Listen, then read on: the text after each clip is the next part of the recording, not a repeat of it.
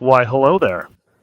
I mean, I thought we were going to go and see that fun video of all of us wrecking and, tearing our tractors up and ending with Adam backing into the sled. And now we're just going to roll right into it, as this is episode 28 of the No Practice podcast. And in true No Practice fashion, Mr. Adam Kester, we didn't even get to see your smiling face before that intro hit. And as we pop up, we can see you rummaging around, setting up. How's it going, Adam? It's going. That's all I can say. It's going. And Chase, everybody is going to be overwhelmingly excited to see that you are in an environment that looks quiet and very accepting to recording a podcast, which is very contrary to your environment 2 weeks ago.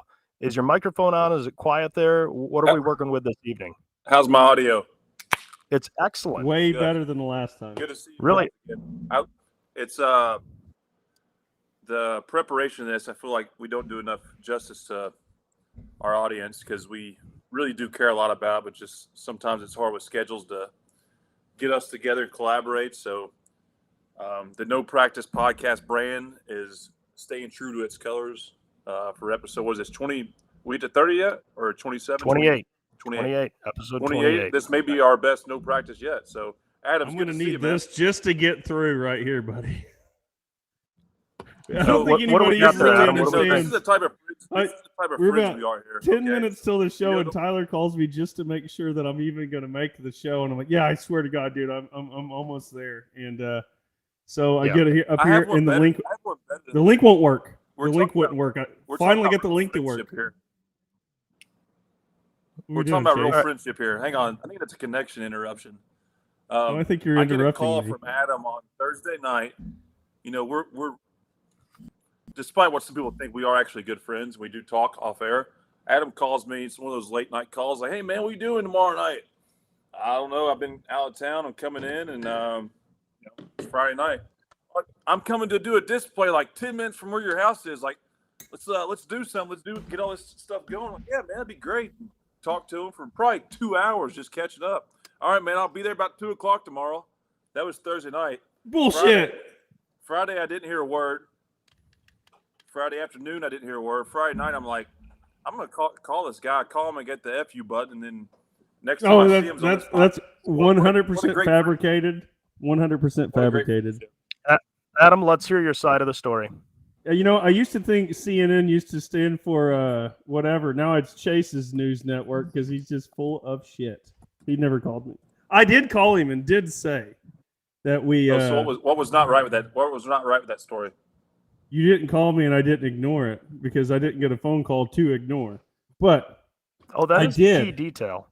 We're all That's a about big building detail. friendships here. I mean, there's people that this podcast is impacting lives of the day, and like the things that we maybe sometimes distribute from our organic selves. I mean, friendships and how do you treat people. Like, you call somebody the night before, say, I'll be there at 2:00 tomorrow. Let's go play golf. Let's go do something. And they never show up, or how does that work? Well, I think just guessing here that you fabricated that story just a little bit. I did call you and ask you if you're going to be home, and that I may potentially make it there. The problem is that my helper, which we'll leave anonymous at this point in time, my helper that was going with me on Friday, I figured, he asked what time would we leave if we left on Friday. I said, I don't know, not early in the afternoon, maybe 5. I guess we never hammered anything home there because he never showed up the entire night. I did call him about 10:30 when I was sitting in I went to go get something to eat, and I called him and it's like, hey, you still going tomorrow? He's like, yeah, what time you leaving? I'm like, 6 a.m. And he showed up at 6 so we could make it. He helped me out. Got to be thankful. But yeah, the plans were to get over there and maybe hang out with Chase and see everything. I guess I fell out on my end of the deal though. So my bad. Tracy Lawrence said it best. You find out who your friends are. Yep. Yep.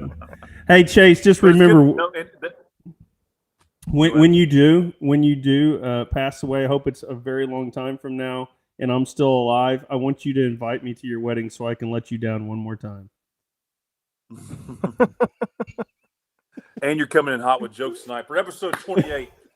Gentlemen, what have you been doing the last 2 weeks? Apologies for the audio. I went back and listened.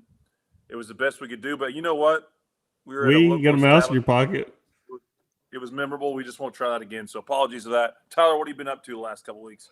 I mean, I've just been working on fabricating a flatbed for my old pickup truck, which is very close to being done. So I built a nice flatbed for it with a like a 49-gallon fuel tank in the front for the headache rack. Welded all out of 3/16 plate. The old bed that was on it was pretty rough, and so I'm thinking that's going to be my truck that I'm going to drive this winter. So only bought it for $150, and I've put quite a few man hours into it, but I'm still under that $2,000 total investment mark, and I'm thinking I'll be able to drive it all winter. So I'm feeling pretty good about that. Must be getting some pretty good rates on that metal for that flatbed for to only have $1,500 in it. I do know a place where to buy some pretty good metal from. Yeah, we've good. got some pretty good distributors at work, and they give us the hookup for sure. Adam, is it true that your pool's like all done now? Adam's frozen. It's the best version of Adam we had all night. There you go. Chase, I believe I got a Snapchat from you of some hunting. Is that correct? Yeah, I wouldn't really call myself a hunter, but you were killing animals. I like to be outdoors, and I like the camaraderie of going on a hunting trip. And, you know, I can shoot a gun. Doesn't mean I can hit anything with a gun, but I can shoot a gun. But you did manage to hit something, and tell us what it was and where it was at. Yeah, so my father and I go on a elk hunting trip every year. It's kind of our time to get away, just us two. Always middle of October, we go to Colorado for what they call first rifle in that state and go elk hunting. And, you know, in Kentucky, I deer hunt. You go sit in a deer stand and you shoot deer, but you go in the mountains, it gets pretty intense. The Rocky Mountains with the weather conditions, the slopes, and, you know, the challenge is finding an elk or like knowing how to navigate, how to get to that elk. And we have some good guides with us. And then once you get shoot or, you know, take down an elk, the challenge is getting them out of there. But yeah, I went elk hunting last week, and we're going to be able to eat some elk burgers next summer when we're out pulling in the pits. Dang, look at that. Look at that monster. For those of us that are audio only listening to this after the fact, right now we're looking at a picture of Chase and an elk, and certainly some camera photography tricks are at hand here, as Chase is probably 25 feet behind the elk, as basically the elk's head looks to be the size of Chase's entire torso and head. Chase, how many pounds was that thing? Do you know? I don't know the terminology. It was just a big one, a big MFer. Okay, that's a good technical term. It was a 6x6. We didn't actually weigh it because, you know, we had to gut it and get off the mountain. I don't want to get too graphic for this show for our non-hunting listeners, but of course, yeah, they're very tough animals. They're very, and I don't know if anyone's ever ate elk before, but it's very, very, you know, good food to eat. It's expensive food to eat, and it's nice and lean. And an elk burger is way better than a hamburger. So like I said, we'll enjoy some of those at a pool sometime this summer. But who's a lot of fun. The guest in the room with you? Do what? Who's the? Oh, it's my AI Alexa robot over there. It tells me what to say whenever you're treating me like an asshole. So, sounds like a dude. So I mean, whatever. No, that's another story. I've been on the road the last couple of days doing some work for Full Pull Live this off season. So I'm Rogo is the guy's name. He's anybody that knows him. He's the guy, one of the many brains behind Full Pull Live. But we've been on the road. That's where I am. I'm in Milwaukee, Wisconsin right now. We've been going to what's going to be announced as the All Access Series, where we've gone to a few well-noted competitors' shop and kind of spent the day with them and did some cool behind-the-scenes stuff. We spent the day yesterday with the Simon team, as you can see there. No stranger to the sport, RJ and Brandon. A lot of fun with those guys, like always. And to be quite honest, I've been friends with these guys, but there's so much more about them as people that you don't even know and what they do. And, you know, these guys work their ass off. And I mean that sincerely, like they work their ass off. They play hard, but they work very hard. So spent the day with them yesterday, saw their business, their farming operation, their trucking operation, obviously the polling, and then talked a lot about the record purse event. They need to come up with a cool name for that thing in June. They do, yeah. Yeah, like it's not a grand national, it's not a super national. I just said it's a badass national. Like you need to come up with a cool name, but spend a lot of time talking about that. He's got some big announcements, I think, coming the next couple of weeks regarding that. It's not my job to probably reveal any of that on the air, but spent the day with them. And then today went to Lemke Motorsports in Helenville, Wisconsin. Anyone been to Helenville, Wisconsin? No, but I believe we've had those Well, gentlemen on the podcast, and they were They some pretty have. fun characters. You know what? It's of course I don't have a see lot a of knowledge Rottler about. hone in the background there. Yeah, they it's all in their homegrown town, home base there. You know, he built that business himself. You know, his father was a machinist. He told us a little bit on the podcast, kind of his background, but he literally, you know, I think he has 13 to 15 people working there, and they do everything from build the parts to finish the parts to assemble them to dyno them. I mean, the guy, you all don't know this, he builds dynos there. Did you know that?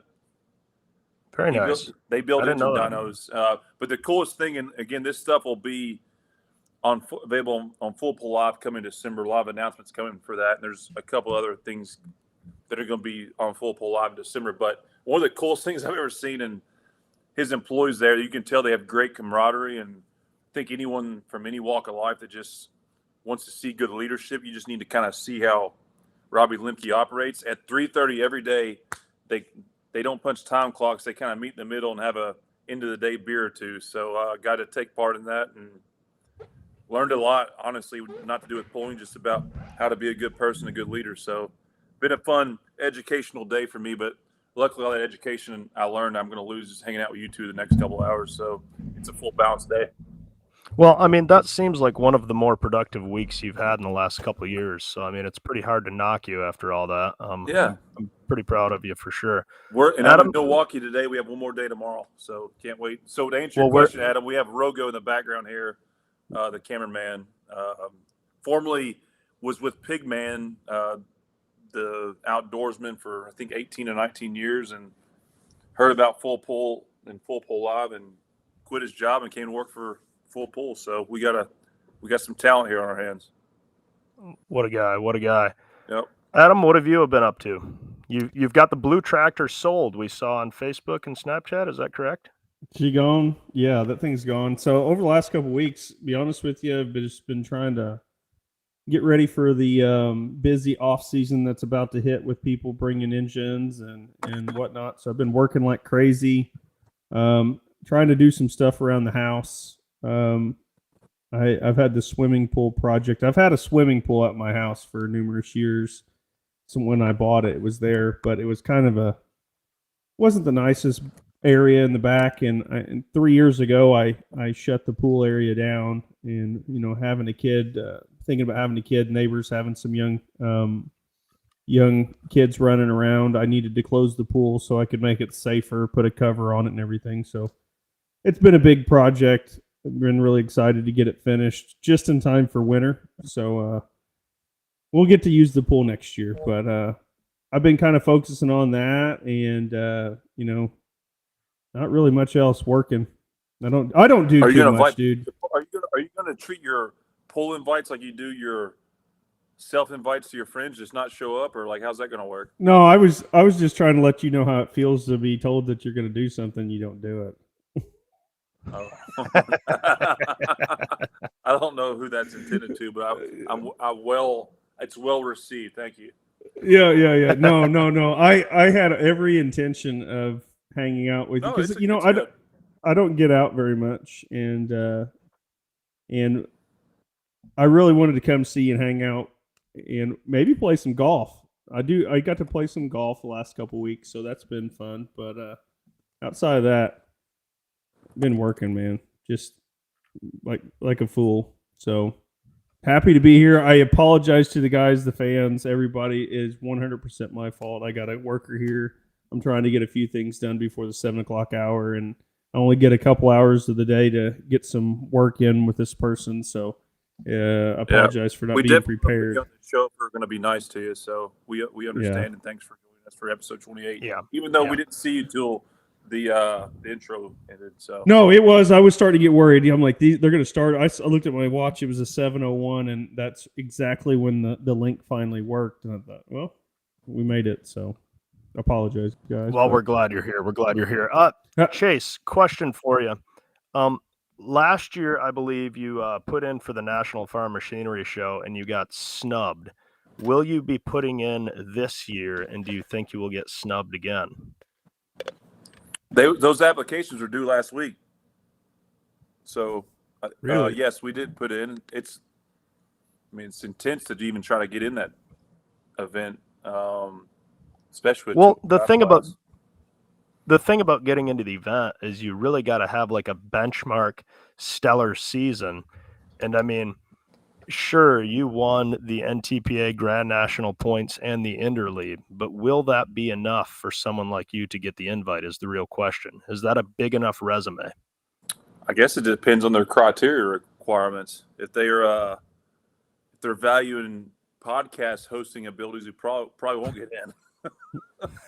But I don't know. Shit, it's what's the old saying? It's their sandbox. They do what they want. But yeah, that's always an eventful time of year whenever they put those applications in, and I think it's like the Facebook posts are always popping up, of people opening their letters saying they got accepted. And I mean, it's definitely a cool event. Obviously, I've never pulled at the farm show, but I've gone there a number of times, as you guys have as well. And I mean, it's a fun one to go to and meet up with everybody. And following that, of course, the truck show, which I believe all three of us are in on that. Yes. Hopefully so. Hopefully.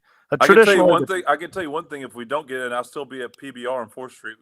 So absolutely, just a matter of how early we get up the next day, I guess. The truck show qualifications as a whole has typically been top 5 NTPA, top 5 PPL, and then a couple promoters' choices. So hopefully, good Lord willing, we'll all get to pull under that roof there in Louisville, Kentucky, and for sure we're gonna have to come up with another. We're gonna have to come up with another bet, because that was one year where Chase, we all bet and Chase lost, and he had to do the hot chip challenge. So send in, whatever you guys have for an idea for a bet for sure. When was the last time we went to an episode where that wasn't brought up? I don't know. It was too good. You got to just. It was too good. Yeah, I mean, you got a better chance this year of definitely losing again, because now I've got some runs on this new tractor. I know what the hell to do with it when I go there. Well, in typical fashion, Adam, I would expect you to build a brand new one and get it done like 48 hours before pulling it in there and being well, we'll see what it does. We might. Yeah, so it's always we bring a lot of storylines where we try to from the sport itself, and obviously there's many we can talk about, both good and bad, probably depending on who you are listening or where you're watching from. But some of the cool stories are, for every competitor, they pulled a first time somewhere, someplace. And I think a family that's no stranger to the sport, and, a kid that we all know and been around and see him grown up, made his debut last week, and that's Mr. Tanner Nelson. And I believe we may have invited him on here to get his recap of his world debut. Tanner, first off, congratulations on your maiden voyage last week. You were 15 when you pulled the truck, right? Tanner, I know you're nervous, and we're going to have to really make you talk, but you got to hit the unmute button first. He's supposed to be a lot more a little bit more into the technology. He must not be able to hear us. Tanner, can you hear us? Can you hear me? Yeah, we can hear you. There we go. Is your girlfriend watching? Is your girlfriend watching? Yeah, definitely. Tanner, thanks for coming on the No Practice Podcast. First off, how old were you when you pulled last weekend? Was it 15? 15. And how old are you today? 16. Really? Now, I thought the cutoff was 16. How did you finagle that? Well, the association we went to doesn't allow or allows you to drive without a license. Oh, okay. Like a driver's license, like a down the road license, right? Correct. Well, Adam Bauer, he drives without a license all the time. So what's up? That's a little bit different, brother. That's a story for version Allegedly. 2 of Adam Bauer. Allegedly. Chase. Allegedly. Tanner, how nervous were you going into this? Obviously, we've all seen pictures of you on Facebook, sitting in tractors your whole life, getting towed around, and it was finally your time. What was going through your head when that visor dropped? It was probably what to feel for and what it's going to sound like, because I have no idea what it sounds like in the truck. I really wasn't nervous. I knew what I was getting myself into. Yeah, so we got a video here of your run. Walk us through this. I know I hit a brake once. That's about it. I don't remember much. It all happened so fast. Yeah, it always does the first time. I mean, it Now, looked can, like a can good we have a pass, little? though. Can we have a little? Maybe. No, this was it. The first run, or This what is happened a second tonight? run. This Saturday, is the second run. What happened the first night? The first night I was probably 200 foot and the burst panel let go. And after unloading it and pulling the valve cover, we found nothing internally. And then my dad pulled the port nozzle, and there was a little piece of fine aluminum in there, and you couldn't see through it. That'll do it every time. Any speculation as to what that aluminum came from?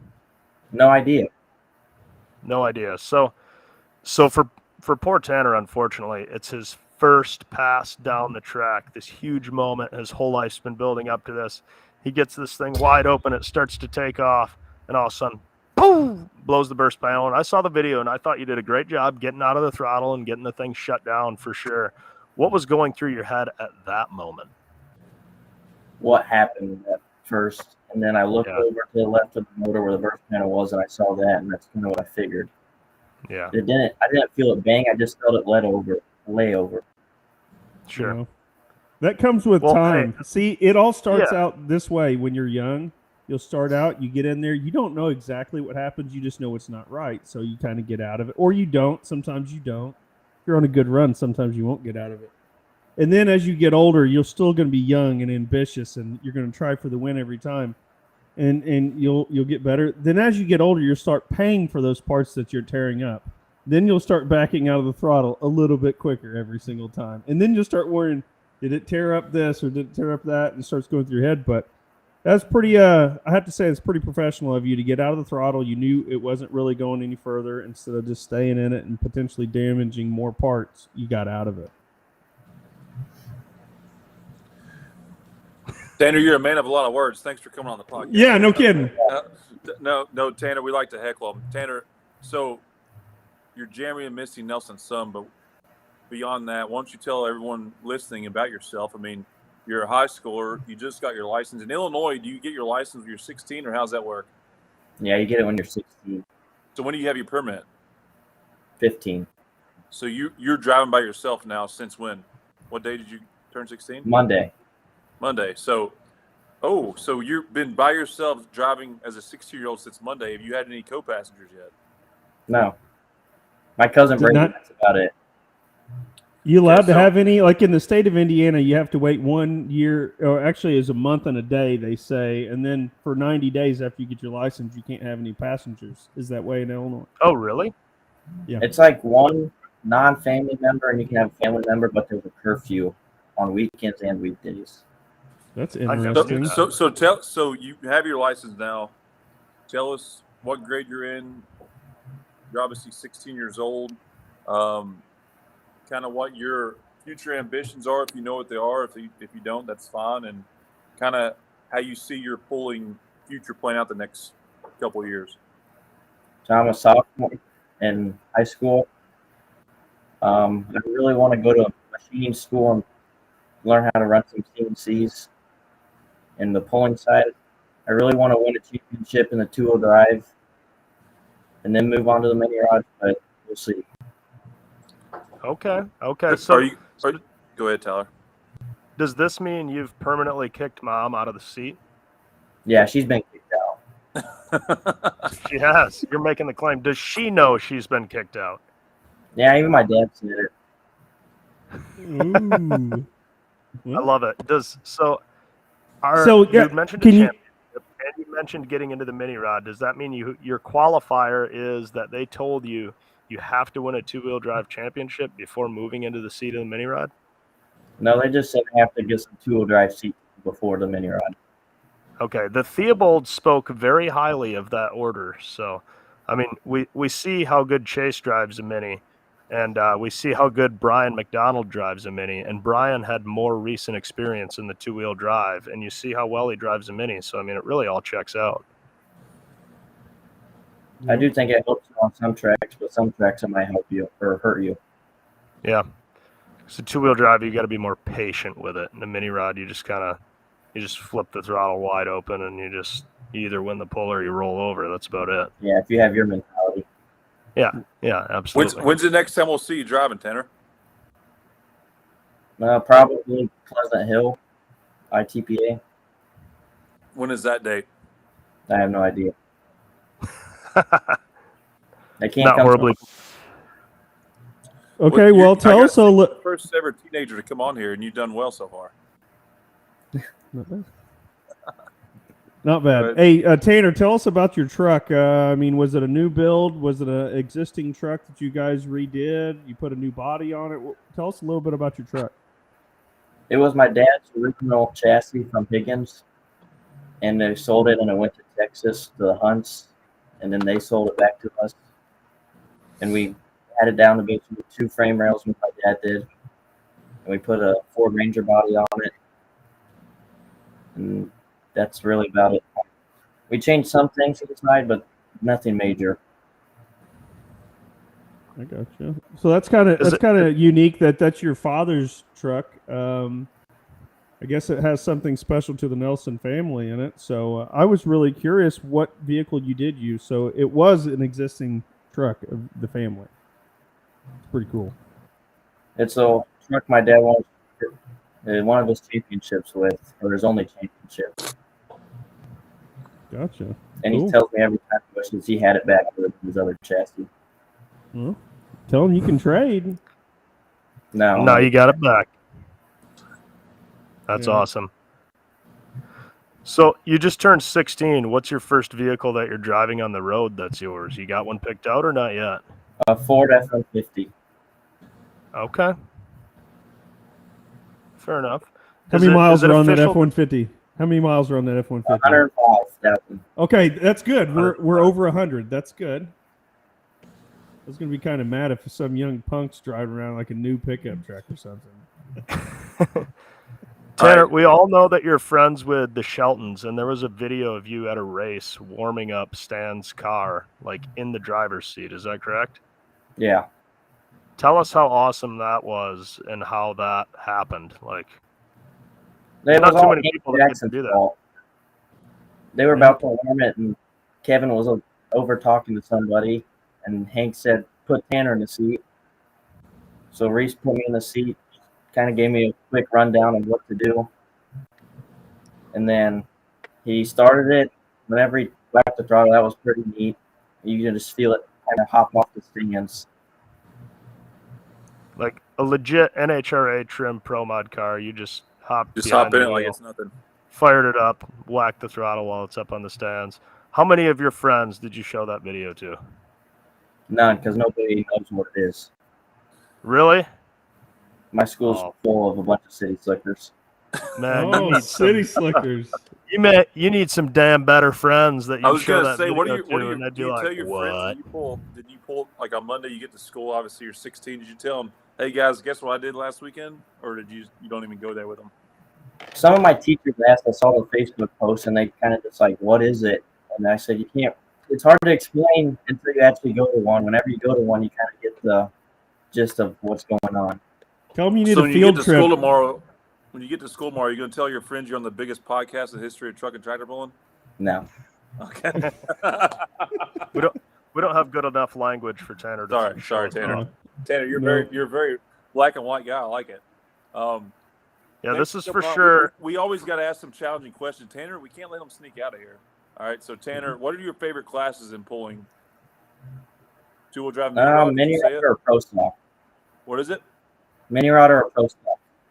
Okay, pro stock. Who's your favorite competitor? If you had to really ride with one team and one vehicle, who is that in the pro stock class? The Sheltons. Okay, Pretty so fair. that was probably a predictable answer. Loaded In the question. mini rod class, Loaded question. who's your favorite mini rod competitor that's not named Nelson or Shelton? That's a tough one. There's a lot of good ones. You can't get off here without Probably answering. Bruce Law. Bruce There Slaw. you go. Good answer. Bruce. Good answer. It's a good answer. Bruce is a fan of you too, Tanner. Got a question for farewell you. words for the No Practice Podcast? Well, hold on a Go ahead, second. Adam. We're not done yet. I haven't even got to ask him a question yet. You Tanner, can't just show up and just run the show. Oh yeah, whatever.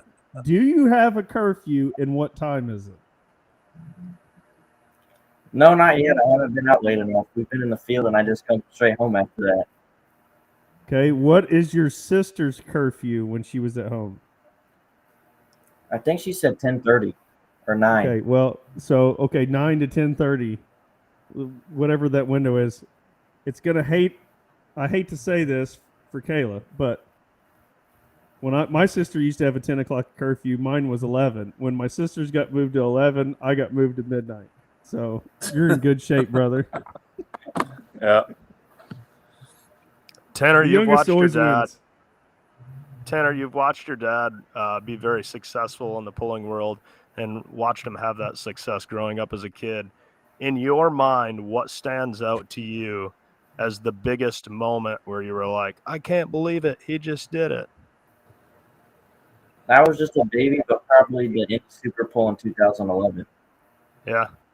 How old were you at the time? He always talks about that, how it was his highlight, and everybody just talked about it, so it's got to be my highlight as well. That's awesome. And you were, Awesome. wait, you were 3 at the time? Is that correct? 2 or 3, yeah. 2 or 3. Do you even remember that faintly? Is that possible? No, not at all. No. So you're the biggest Favorite highlight in memory your eyes. favorite memory that he can't remember.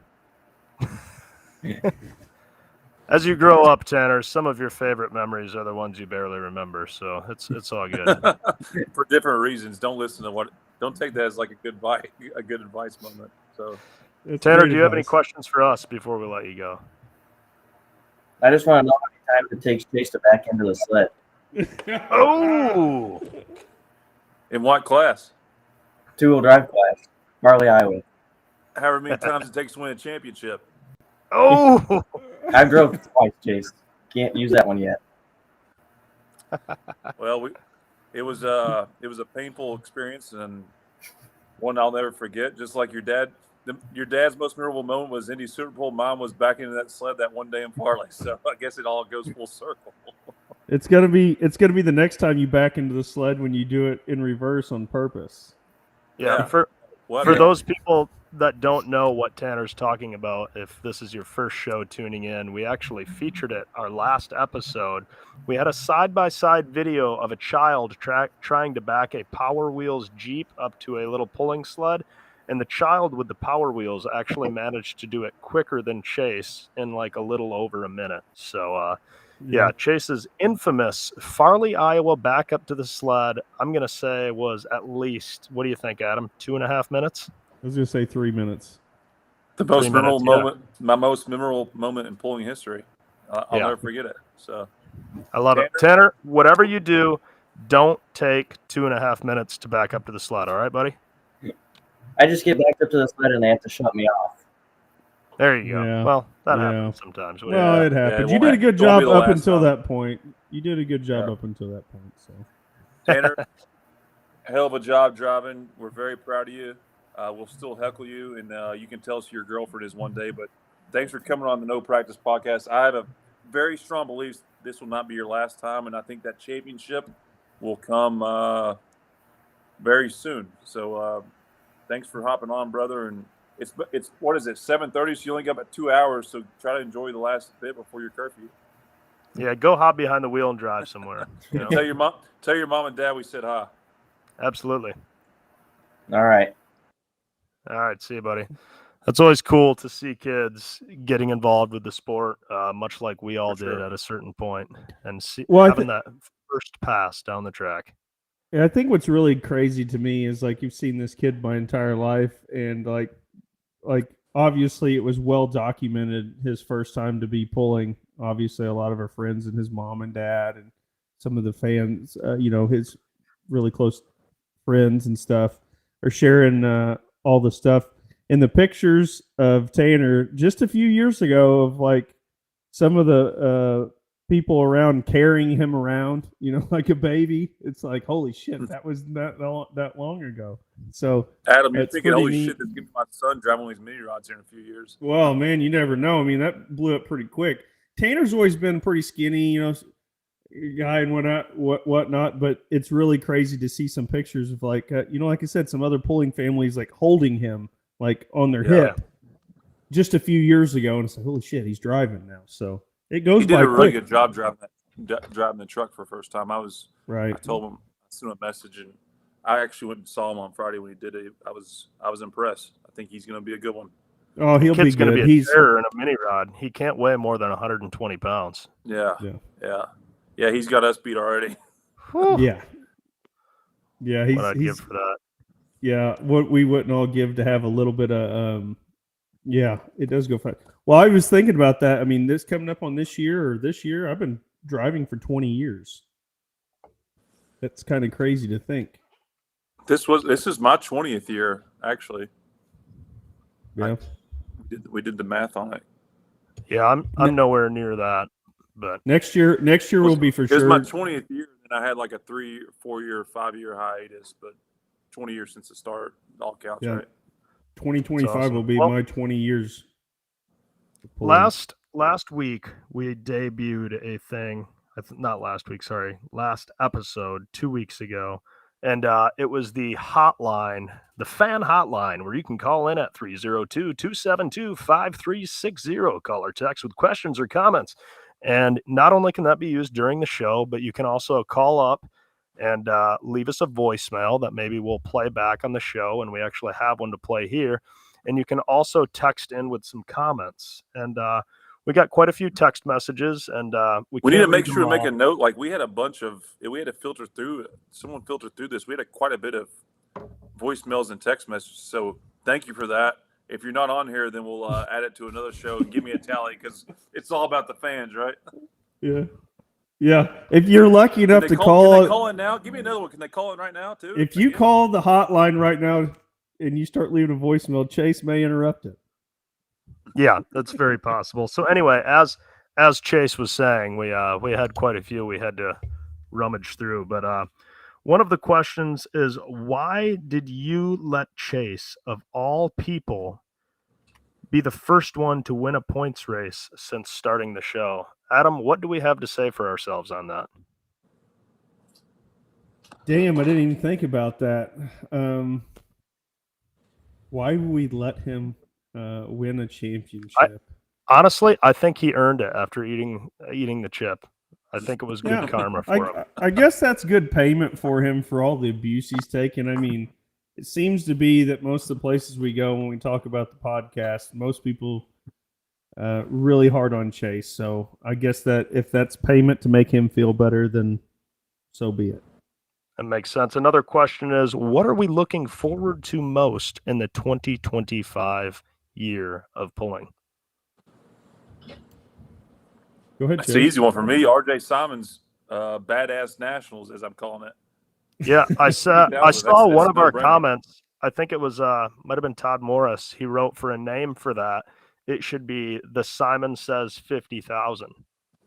Yeah, I think people should get behind and get some ideas because these guys have put their necks on the line to even come up with this idea and to do it and have the kahunas to do it. You need to come up with a badass name. So I'd say they'll be open to any suggestions.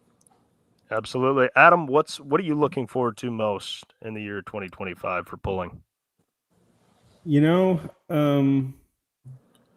Yeah, I mean the Simon's Pool's big. Don't get me wrong. I think starting off the year with maybe a whole new, fresh idea from our camp, with some new vehicles. That's always kind of exciting. You don't really know what it's going to bring.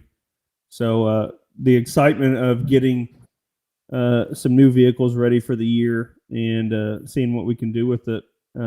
Luckily for us last year, we purchased a tractor just to kind of see what direction we need to go in and ended up being up pretty good. So just having an idea of where to go instead of kind of like starting out so blind. So, just I look forward to all the events and good weather, good summer, fun traveling stories and hanging out with my buddies. That's what I look forward to the most.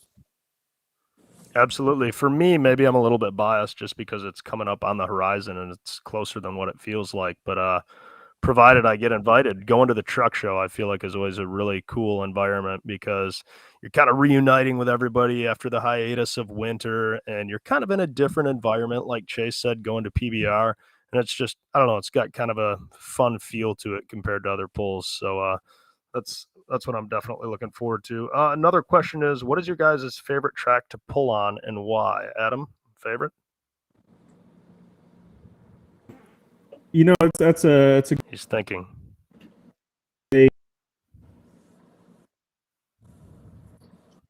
but just because really good luck there.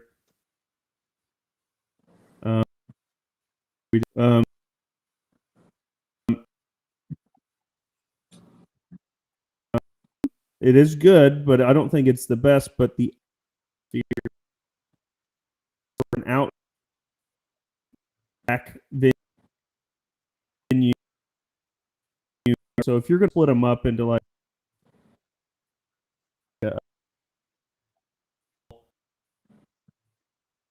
obviously Bowling Green or Fort Recovery, of those 4 events, probably those. Chase, what do you think? Since Adam gave 3 answers to it, I'll give a couple. Napoleon, Ohio, just because I've done so well there, and it's a hidden gem. Campground. It's a hidden gem.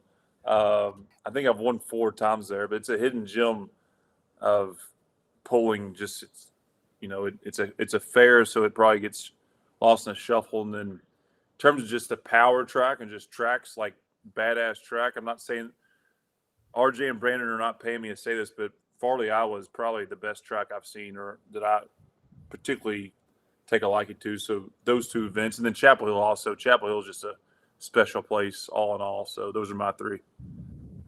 Oh, so we're each doing 3 now, huh? Farley's definitely up there for me. Just the environment of having the Milestone Event Center right there on the ground.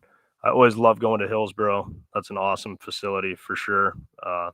And honestly, Bowling Green is still awesome to me because to just pull out onto the track and just have walls of people on both sides of you, that setting is pretty hard to beat. Yeah, it's not a bad. It's pretty good. I wouldn't say. Yeah, I would say it's pretty good for the sport. Yeah, I've heard you say good things about the campground too, Chase. So, I mean, we can't not mention that. I mean, camping's a big part of summer activities.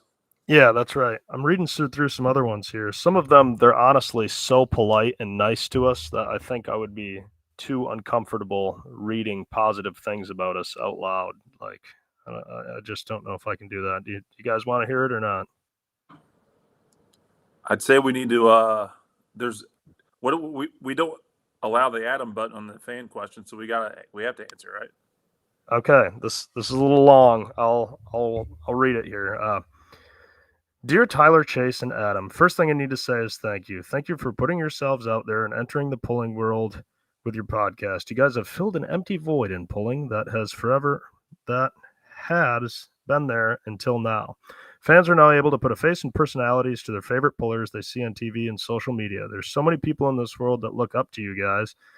And this is also positive. I got to skip a few sentences.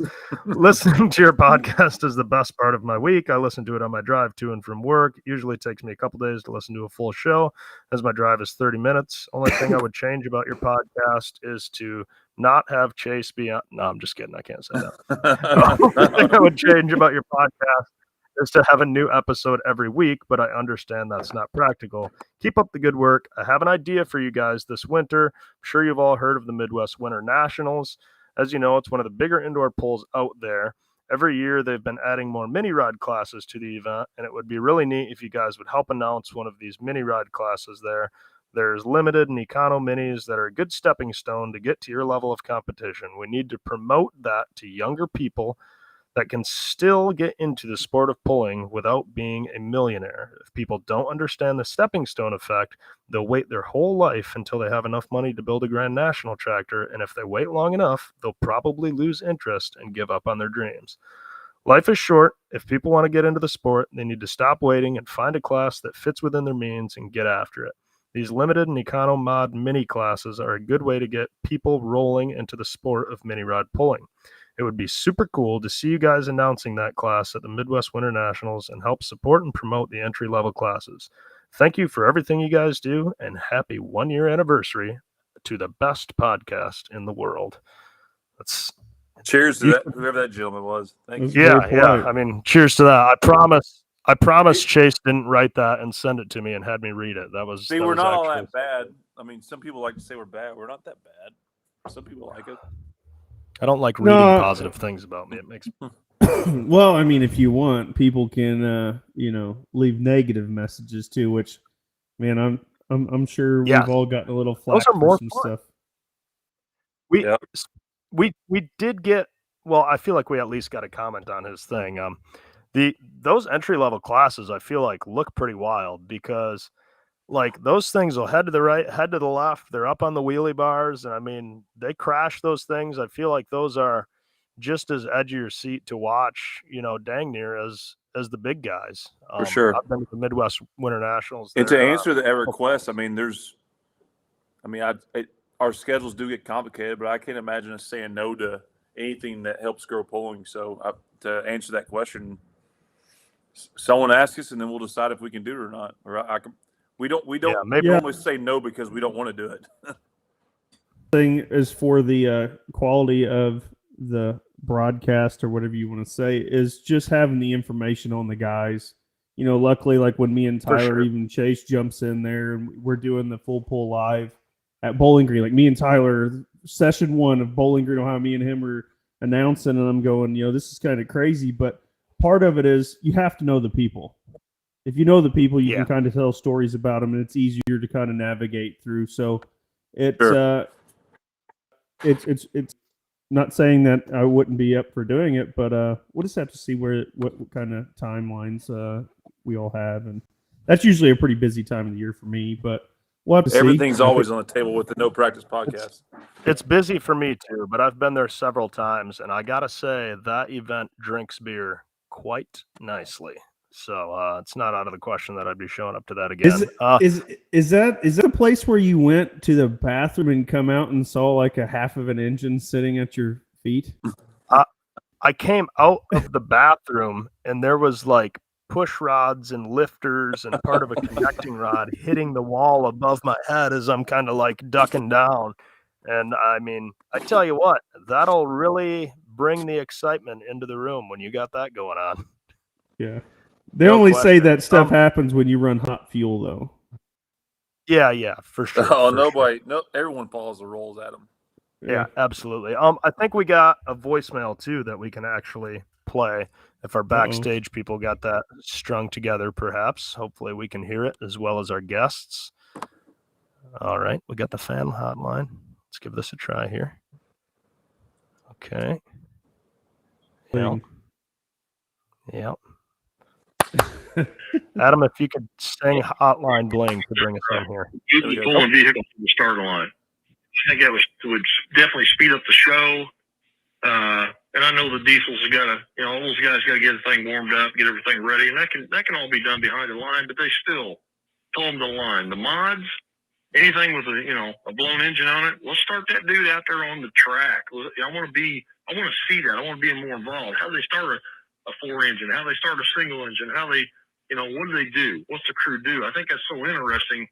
Jason always talks about, he likes on the starting line. You want to fill the seats on the starting line. That's how you do it. You have something for the fan to watch. I love the idea of JR doing this big poll, big money, big poll. I think that's just fantastic. And, made the comment about, the guys wearing their shirts and their pants and all that good stuff.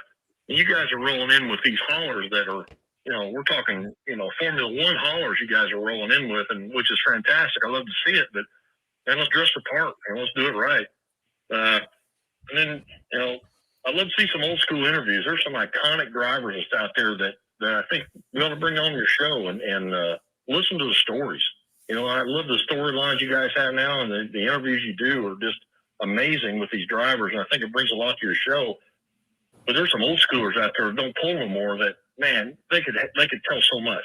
Your Ken Vinny interview was over the top, and a little bit bad reception. There was a storm going on and whatnot, but it was really good. And last thing I got, if Chase can't get any better reception than what he had last week, and he has to do it in a noisy bar, just time to start the show. And I look forward to your guys' podcast every other week. When I got to listen to that silliness, just time to stay home. I had to say it's not working. You guys do a fantastic job. Love the show. I tell all my friends about it. Hope you guys do well with it. I work nights, so don't try to call me. Thanks. I work nights. Hell yeah, brother. That's Hell awesome. yeah, brother. That's the whole idea of having a voicemail for people to call in, because that really, I mean, he brings up some pretty good points. Roll the mods out in the starting line, watch things get started out on the track and back. It's pretty cool. People are interested in that. I feel like that's one of the things that you guys are doing a pretty good job with on the live stream, Chase. Not to give you a compliment, this might be the first one on the show. I have nothing to do with it. Well, the people you've delegated it to, watching the multi-engine tractors start, obviously we've been around it. We understand how it works. But honestly, for a fan, especially if it's the first time you've been to an event, you didn't walk the pits, you didn't watch them warm up, bring that multi-engine tractor out onto the track. Maybe prep the starting line first, get the sled backed in, get that sucker out on the track while they fix the big end of the track, and let the fans witness those engines start up. I think that would honestly drum up a fair amount of interest, because as a whole, it's the same, but everybody's kind of got their little bit different recipe that they apply to starting those things. And especially with him saying if Chase is going to be allowed in a loud environment to just stay home. I couldn't agree more with that guy. Me and that guy are going to be good friends for sure. Yeah, that's why I got in a quiet hotel room. I'm really sorry, and I love the honesty. It won't happen again. He pretty well set the bar to just give me the delete button next time I come on bad audio. So that's what it's all about. And I actually, hearing him talking, we won't reveal people's names, but you know what? Just seeing a multi-engine tractor start is pretty cool if you've never seen it. And maybe there's a day and a way that they can pull in the track, get centered, and start, because the downtime pulling is always something people talk about, but watching these things start's pretty badass. So this guy clearly knows what he's talking about, because he's offering to kick me off a podcast, and he's innovating ideas to he could on the track. He'd fit right in, and we even see Kevin Hill commenting saying, we started Berg's mod on the track in St. Hyacinthe, Quebec, and fans loved it. Chances are if people are at an event like this, they're gearheads. They want to see how that stuff works. And, rather than watch tractors packing dirt, you can watch a multi-engine tractor start up. Sign me up. Why not? Yeah, I think that's pretty true. This guy's a true innovator to the pulling world, No Practice Podcast. So thanks for that. And we hope that we have many more of those comments coming, because that's pretty cool. Yes, absolutely. Like the text messages are cool. We'll still touch on those. We'll read on them. But getting those voicemails like that we get to play on this show, that is what it's all about. I think Billy Beers is the one that came up with this idea too. Like, get him out there on the track and do the national anthem. And if I'm not mistaken, right? Yeah, Billy Beers was like, if you look at the way, he's like, as soon as they get done doing the national anthem, fire one of them damn things up. Yeah. So we're kind of get, and they do the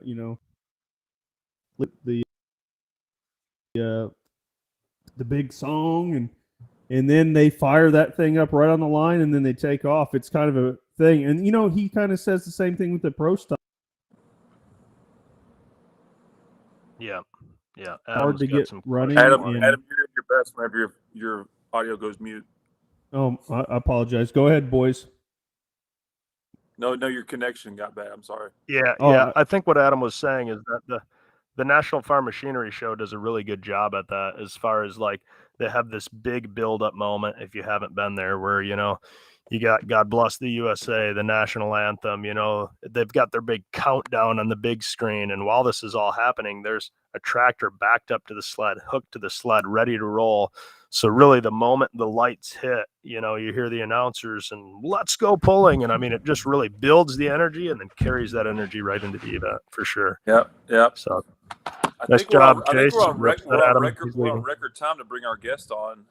Yeah, look at us. We're almost an hour into this. We haven't We even gotta, announced this guy won 2 championships in 2 of the hardest classes in pulling this year. We didn't bring him on. And look there. Speaking of Billy Beers, look at that T-shirt. yeah, look at Brian, that shirt. Where did you get that shirt? Does he have? Is your audio on, Brian? Must have the same audio I do. Oh, he has Oh. bad You IT. see his daughter Allie here. Brian, welcome. How are you doing this evening? I'm doing well. How are you men doing this evening? Doing wonderful. Tell us what's on your shirt there, Brian, for those people that are just listening that can't read it.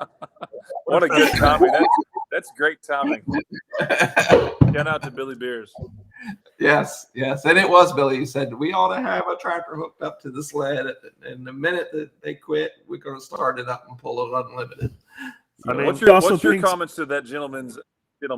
Do you think there's something to be said about starting a tractor or tractors on the track? There's nothing more exciting when somebody asks me to start a multi-engine tractor. I'm all in, Wayne Purser, I've done it for him, done it for Adam Bauer, and of course, other people too, but starting an 5-engine unlimited is fantastic. That'll get your blood pumping. So I think it's great. We ought to think about doing that for sure. And you've got the roving cameras, so you can go right back there and stick a camera right in there and see what's going on. I think it's an awesome idea myself. So anyway, hey, just Brian, before I forget, Brian I want to agrees. say, yes, I want to say congratulations to Tanner and on his run. He's been such a student of pulling. He's going to do fantastic. I just know it. So anyway, congratulations. Absolutely. Do you remember your first pass in a pulling vehicle, Brian? When was that? Yeah, thanks, Tyler. I'm going to say it was in 1983. I had It's not that long ago. No, it's not. Had a single engine tractor with a big block Chevy in it. I think it was a Massey Harris rear end and a big block Chevy. And I can remember the thing I remember most is I bent the throttle. I wanted more power, so I pushed it hard enough. I actually bent the throttle on it.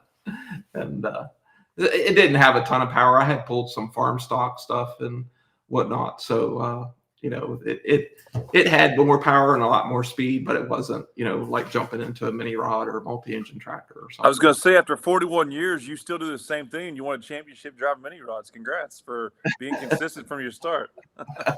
Right. Bend the throttle. We just make a heavy throttle now.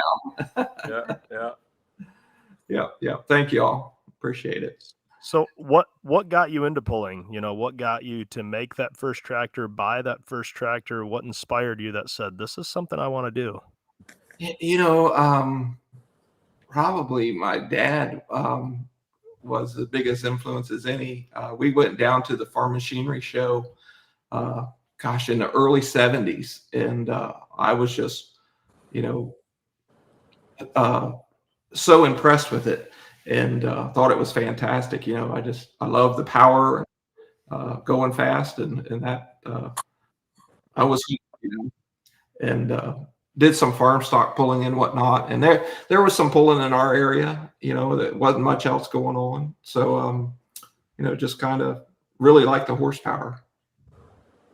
Yeah, when you say pulling in your area, you're not really from the traditional pullers network. Tell us about where you live in the United States and the commutes you face throughout the summertime and how you manage that.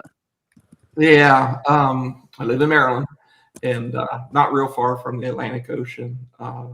Anyway, we're on the upper eastern shore of Maryland, and you have to actually go south and east from where we live to get across the bridge to go west.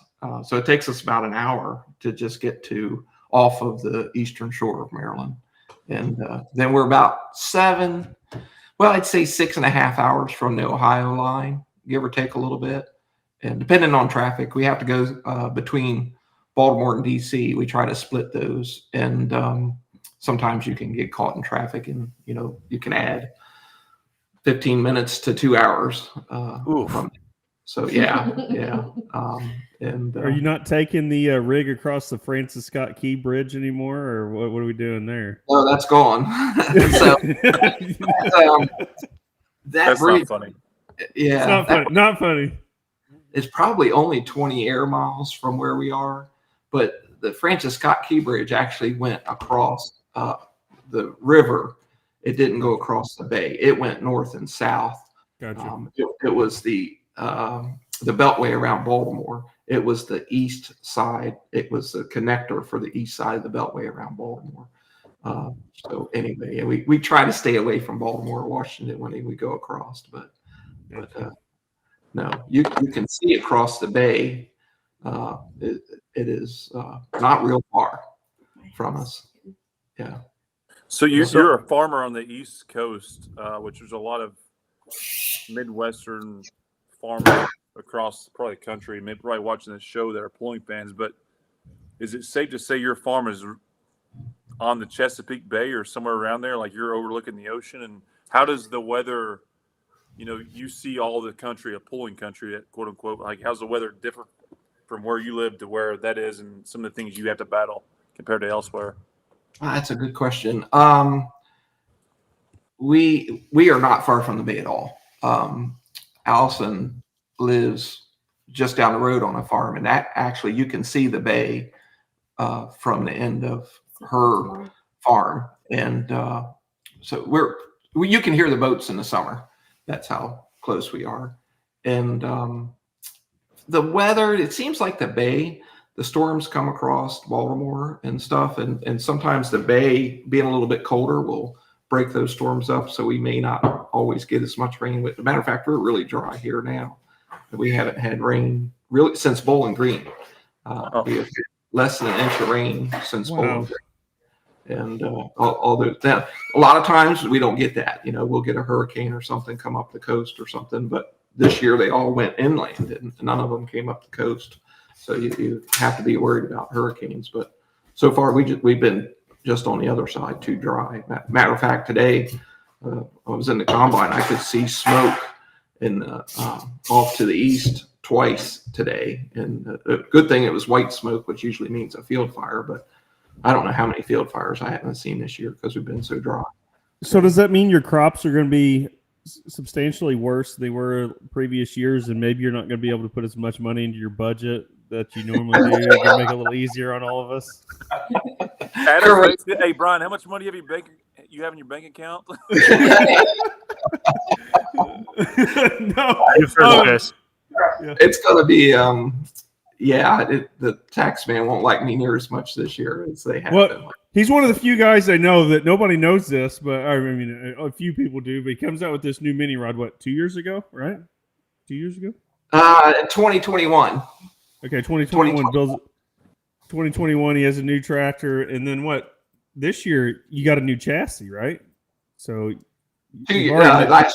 last year I got a new chassis. Oh, I got you. So yeah, that's pretty crazy. 2021 went good. You ran good most of the year, and then you come out with a new chassis. It's like, dang, we got to keep up with this guy.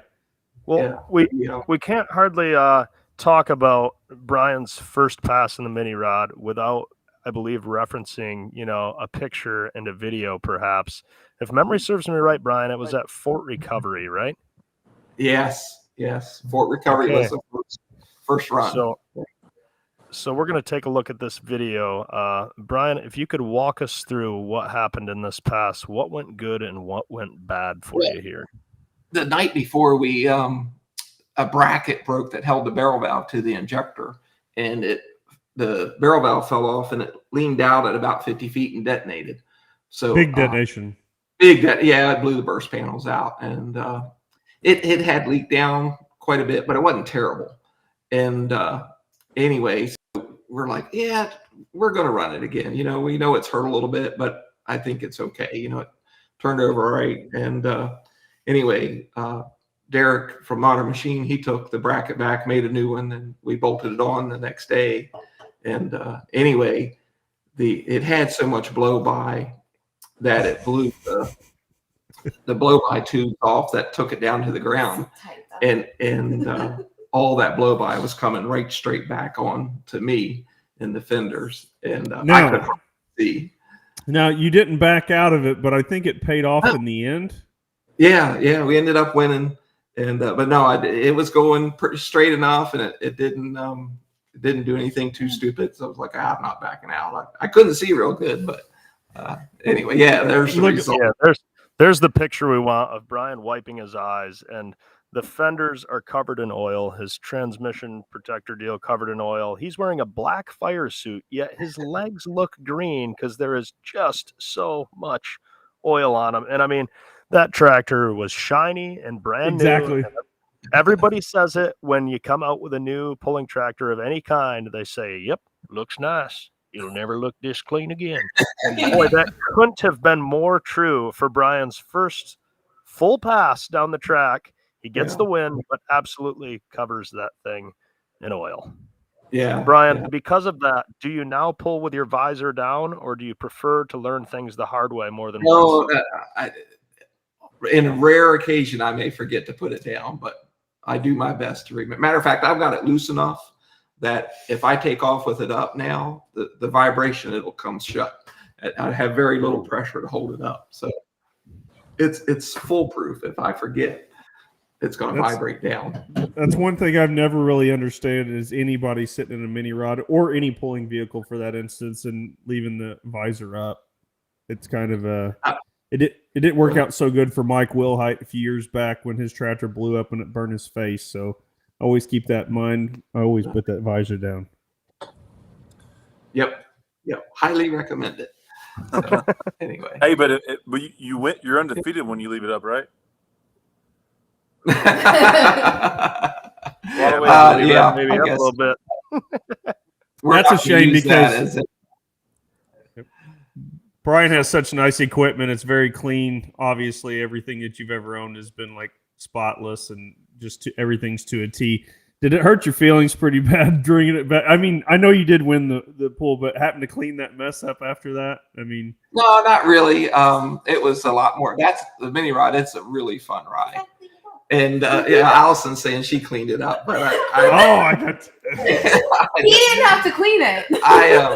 I had it took longer probably to clean it up than it did to put new pistons and rings and rods in it. So Gotcha. But yeah. So Bryan, you talked about your start and pulling, but a big part of probably Bryan McDonald the puller was spent through the 90s and onward from two-wheel drive pulling. And I heard a really cool story about you, and I want you to comment on this because it was someone who's a high leadership role in pulling, and they said, my first memory of Bryan McDonald was at Bowling Green, Ohio.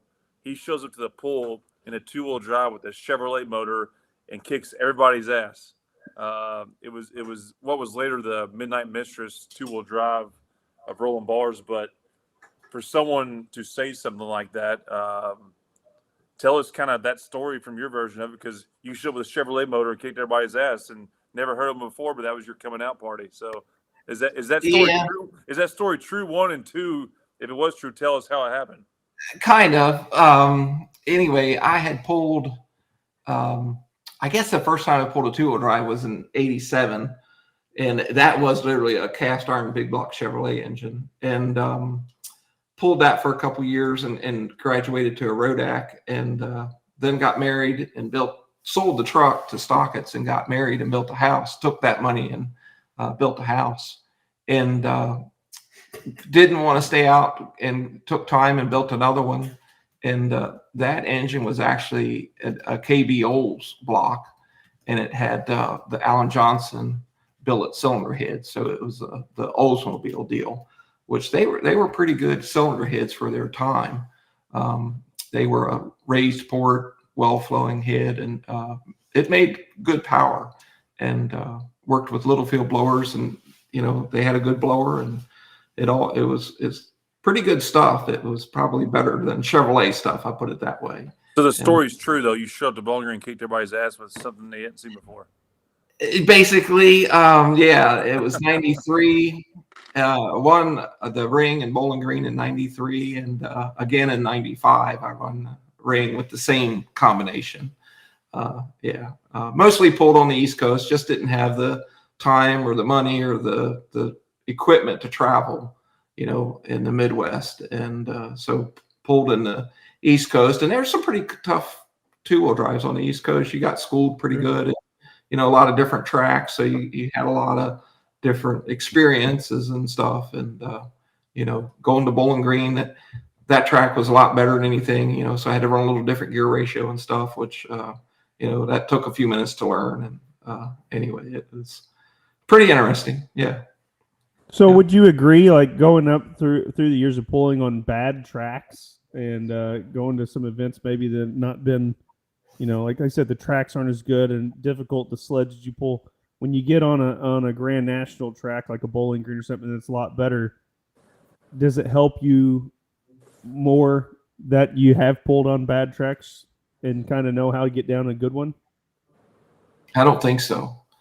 No, because I don't think it was. It took a while to get it figured out that Ohio dirt's different, and Bauer sleds work different, and you just got to slow down the gear and change your driving and run more front end weight. So I'd say no, it didn't help you. Even now, if you try to go back, it's hard to figure out how far to go. You just don't know where you're at. And so it's just like anything, more runs on that track, that sled, that combination, you get better at it. Sure. You're pulling, you still get, pulling no matter what track you're on, you get better because you learn. Seat time, Jesse Petro's so good because how many runs has he made down the track? How many runs have you, just tons. Still not good though. Well, even Chase got better. He's running 2 vehicles. He got better this year. So anyway, I got 3 and I still run like shit. So let's figure it out. Maybe you need 4. That's right. It helps if they're all the same. I mean, that does help. That would help. Hey, I got to throw this out. There's, the mini rod class is a lot of fun and competitors, but there's about that fifth place spot for the Interly. There was like 7 tractors available for it, and I was real quick to tell him and say, "Hey boys, you ever in a tight race again? Just put Bryan in the seat, and he'll win the pull and get you an Interly." So, well, I was gonna say the 2 times he drove your tractor this year, he did better than you did in it, right? It's a fact. I don't disagree. Well, it's funny. I was thinking about that today, but your guys set the tractor up, and I could just tell. You just drove it a little bit harder than Chase does. Well, maybe, but it took it, and but I could tell by the look in their eyes, they had it tuned up and they had the drawbar up pretty high. I could just tell, he's either going to flip over or win. I could just see it. Hang on, Bryan. Hang on. Yeah, I knew, to hang on. Anyway. Chase's crew is like, oh, hell yeah, guys. We got somebody else other than Chase. Now we can actually power this baby. We got a real driver now. Well, no, we got a thumb driver now. We can do what we want. No, it's called I can drive this thing and I don't have to pay for it. I can vouch. That helps. Yeah. That's what I was trying to tell Tanner earlier. It's one of those things whenever you're riding the seat and you're not paying for it, you kind of just do whatever you want with no repercussions. You get old enough where you start paying for it, then you go, oh shit, maybe I'll get out of it. Or maybe we're not going to tune it up like that because I know what could potentially happen. So your throttle arm come back a little quicker when you're paying. Yeah. That's what Bryan, I drove all the way from Maryland to Fort Recovery. It detonated. I'm going to run this damn thing. I don't care what's blowing on me down the track. I'm paying for it. It's going to the end. It's going. I love it. I love it. Kevin Landis is saying, ask Bryan about the mod he ran with an Allison and a blown Chevy together in the 2000s. Oh my, that was just a bad idea. So Tell us all about it. that tractor I bought from Earl Henderson, ran it for a couple years, and just so happens I worked out a deal with him to buy it, and I ran it for a year with just an Allison, and I had a ball with it. Those Allisons were so smooth and ran good, and I was just kind of learning it, and the Chevy needed to be rebuilt, and I just didn't take time to do it. So had a real good time, and I think at the end of the season I got the Chevy on there and ran it, and wow, it ran really good then. You know, I think we turned about a 3-point faster gear with the Chevy on there, and it ran good, and we actually pulled that down at Louisville, I think in 1996. I could be wrong, 96 or 97. I pulled it in the modified class at Louisville, and it got middle of the pack. It was not terrible, and that was pretty interesting deal. Always had trouble with the input shaft on the Chevy clutch. Would twist because the Allison wasn't as fast taking off as the Chevy would come to life pretty quick, and then the Allison would be there when it was good and ready, and it would twist that input shaft on the Chevy. Yeah. So how would that work when you got let's say the Chevy engine wants to turn 7,200 RPMs, but the Allison only wants to turn 4,000. I think that thing had a 4,000. The Allison was at 4,000, and the Chevy was at 6,800, if I remember. That's close. It was an Engler tractor, and Tim built the gearbox, and the Allison ran straight through the gearbox, and it was a drop box. I think it had 4 gears in it, and the Chevy was turned around backwards. You could see the blower hat on it. And anyway, it split. You could take it on and off. And it had a gearbox bolted to the drop box, and you could change the gears in it. And I can't remember. I think I ran about a 14-to-1 gear with just the Allison, and about 11-to-1 gear with the Chevy and the Allison. That's direct, that's no overdrive in the box, because the Allison, the box had no overdrive, which normally Allisons have overdrive. So we underdrove the Chevy to get to the right gear. So you think a mod, since Chase is always worrying about gear ratios, you think there's any modified that's going to run an 11-to-1 gear out there? You never keep the tires under it. It might turn, it might break them loose, but they would never stick to the track, I hear you. I just don't think you could do that. Come on, Chase. Now's your time to ask him all the gear ratio questions that you need to know. Ask Bryan what gear. I know what gear he runs, so y'all should ask him. I got you. So why don't you run the same one? Who says I don't? He has. Who says I don't? He has. Who says I don't? The old Mission Impossible. No, it's not the old Mission Impossible. Randy Davis got the old Mission Impossible, and he ran. Yeah. It's really funny about that story, that Randy Davis tractor. I actually worked on it at Engler's after that.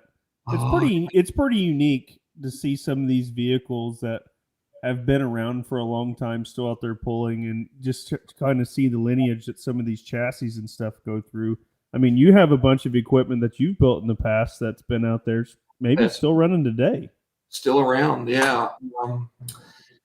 I don't know if the truck that when I got married, it went to stock. It's that truck, I think, is still running with the original frame rails. Really? Yeah. Crazy.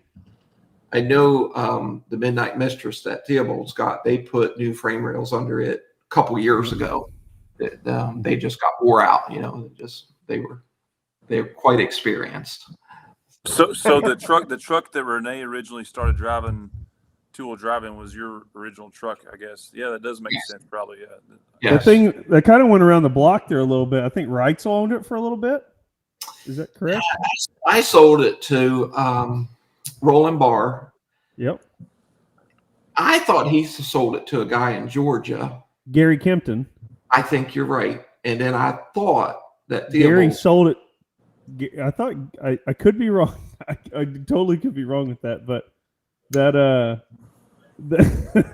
think Ryan Reitzel ended up with that truck for a short amount of time, and they ran it for a short amount of time, and they named it Gary after Gary Kempton. It's possible. And then I think they sold it after that. Yeah, Theobald's could tell you who they bought it from. I'm not sure, but I thought somewhere between Gary and I'm just not sure. So anyway. Yeah, but the crazy thing about that, so we're talking about all these people going through, it still was a competitive truck, the last owner that had it. Right. Yeah. Yeah, absolutely. Yeah, that truck was new. I think in 93 it was new in 1993. Okay, so Grant just verified they bought it from Gary Kempton. So okay, I knew it had been. You know what's crazy about that? I think Gary sold it to Ryan, and Ryan sold it back to Gary, and then Gary sold it to. Yeah. It was so crazy because I built a motor for it one time. Boy, I bet and they ran around. Theobalds have had that thing for 15 long time. Yeah, sure. Yeah, I can remember. And it was really good when they came out. Renee did really good with it when they came out with it. Yeah, and it just got old. Sure. Wore out. Things get tired. So any other vehicles former Bryan McDonald vehicles that are out there that you can name off the top of your head that people wouldn't know?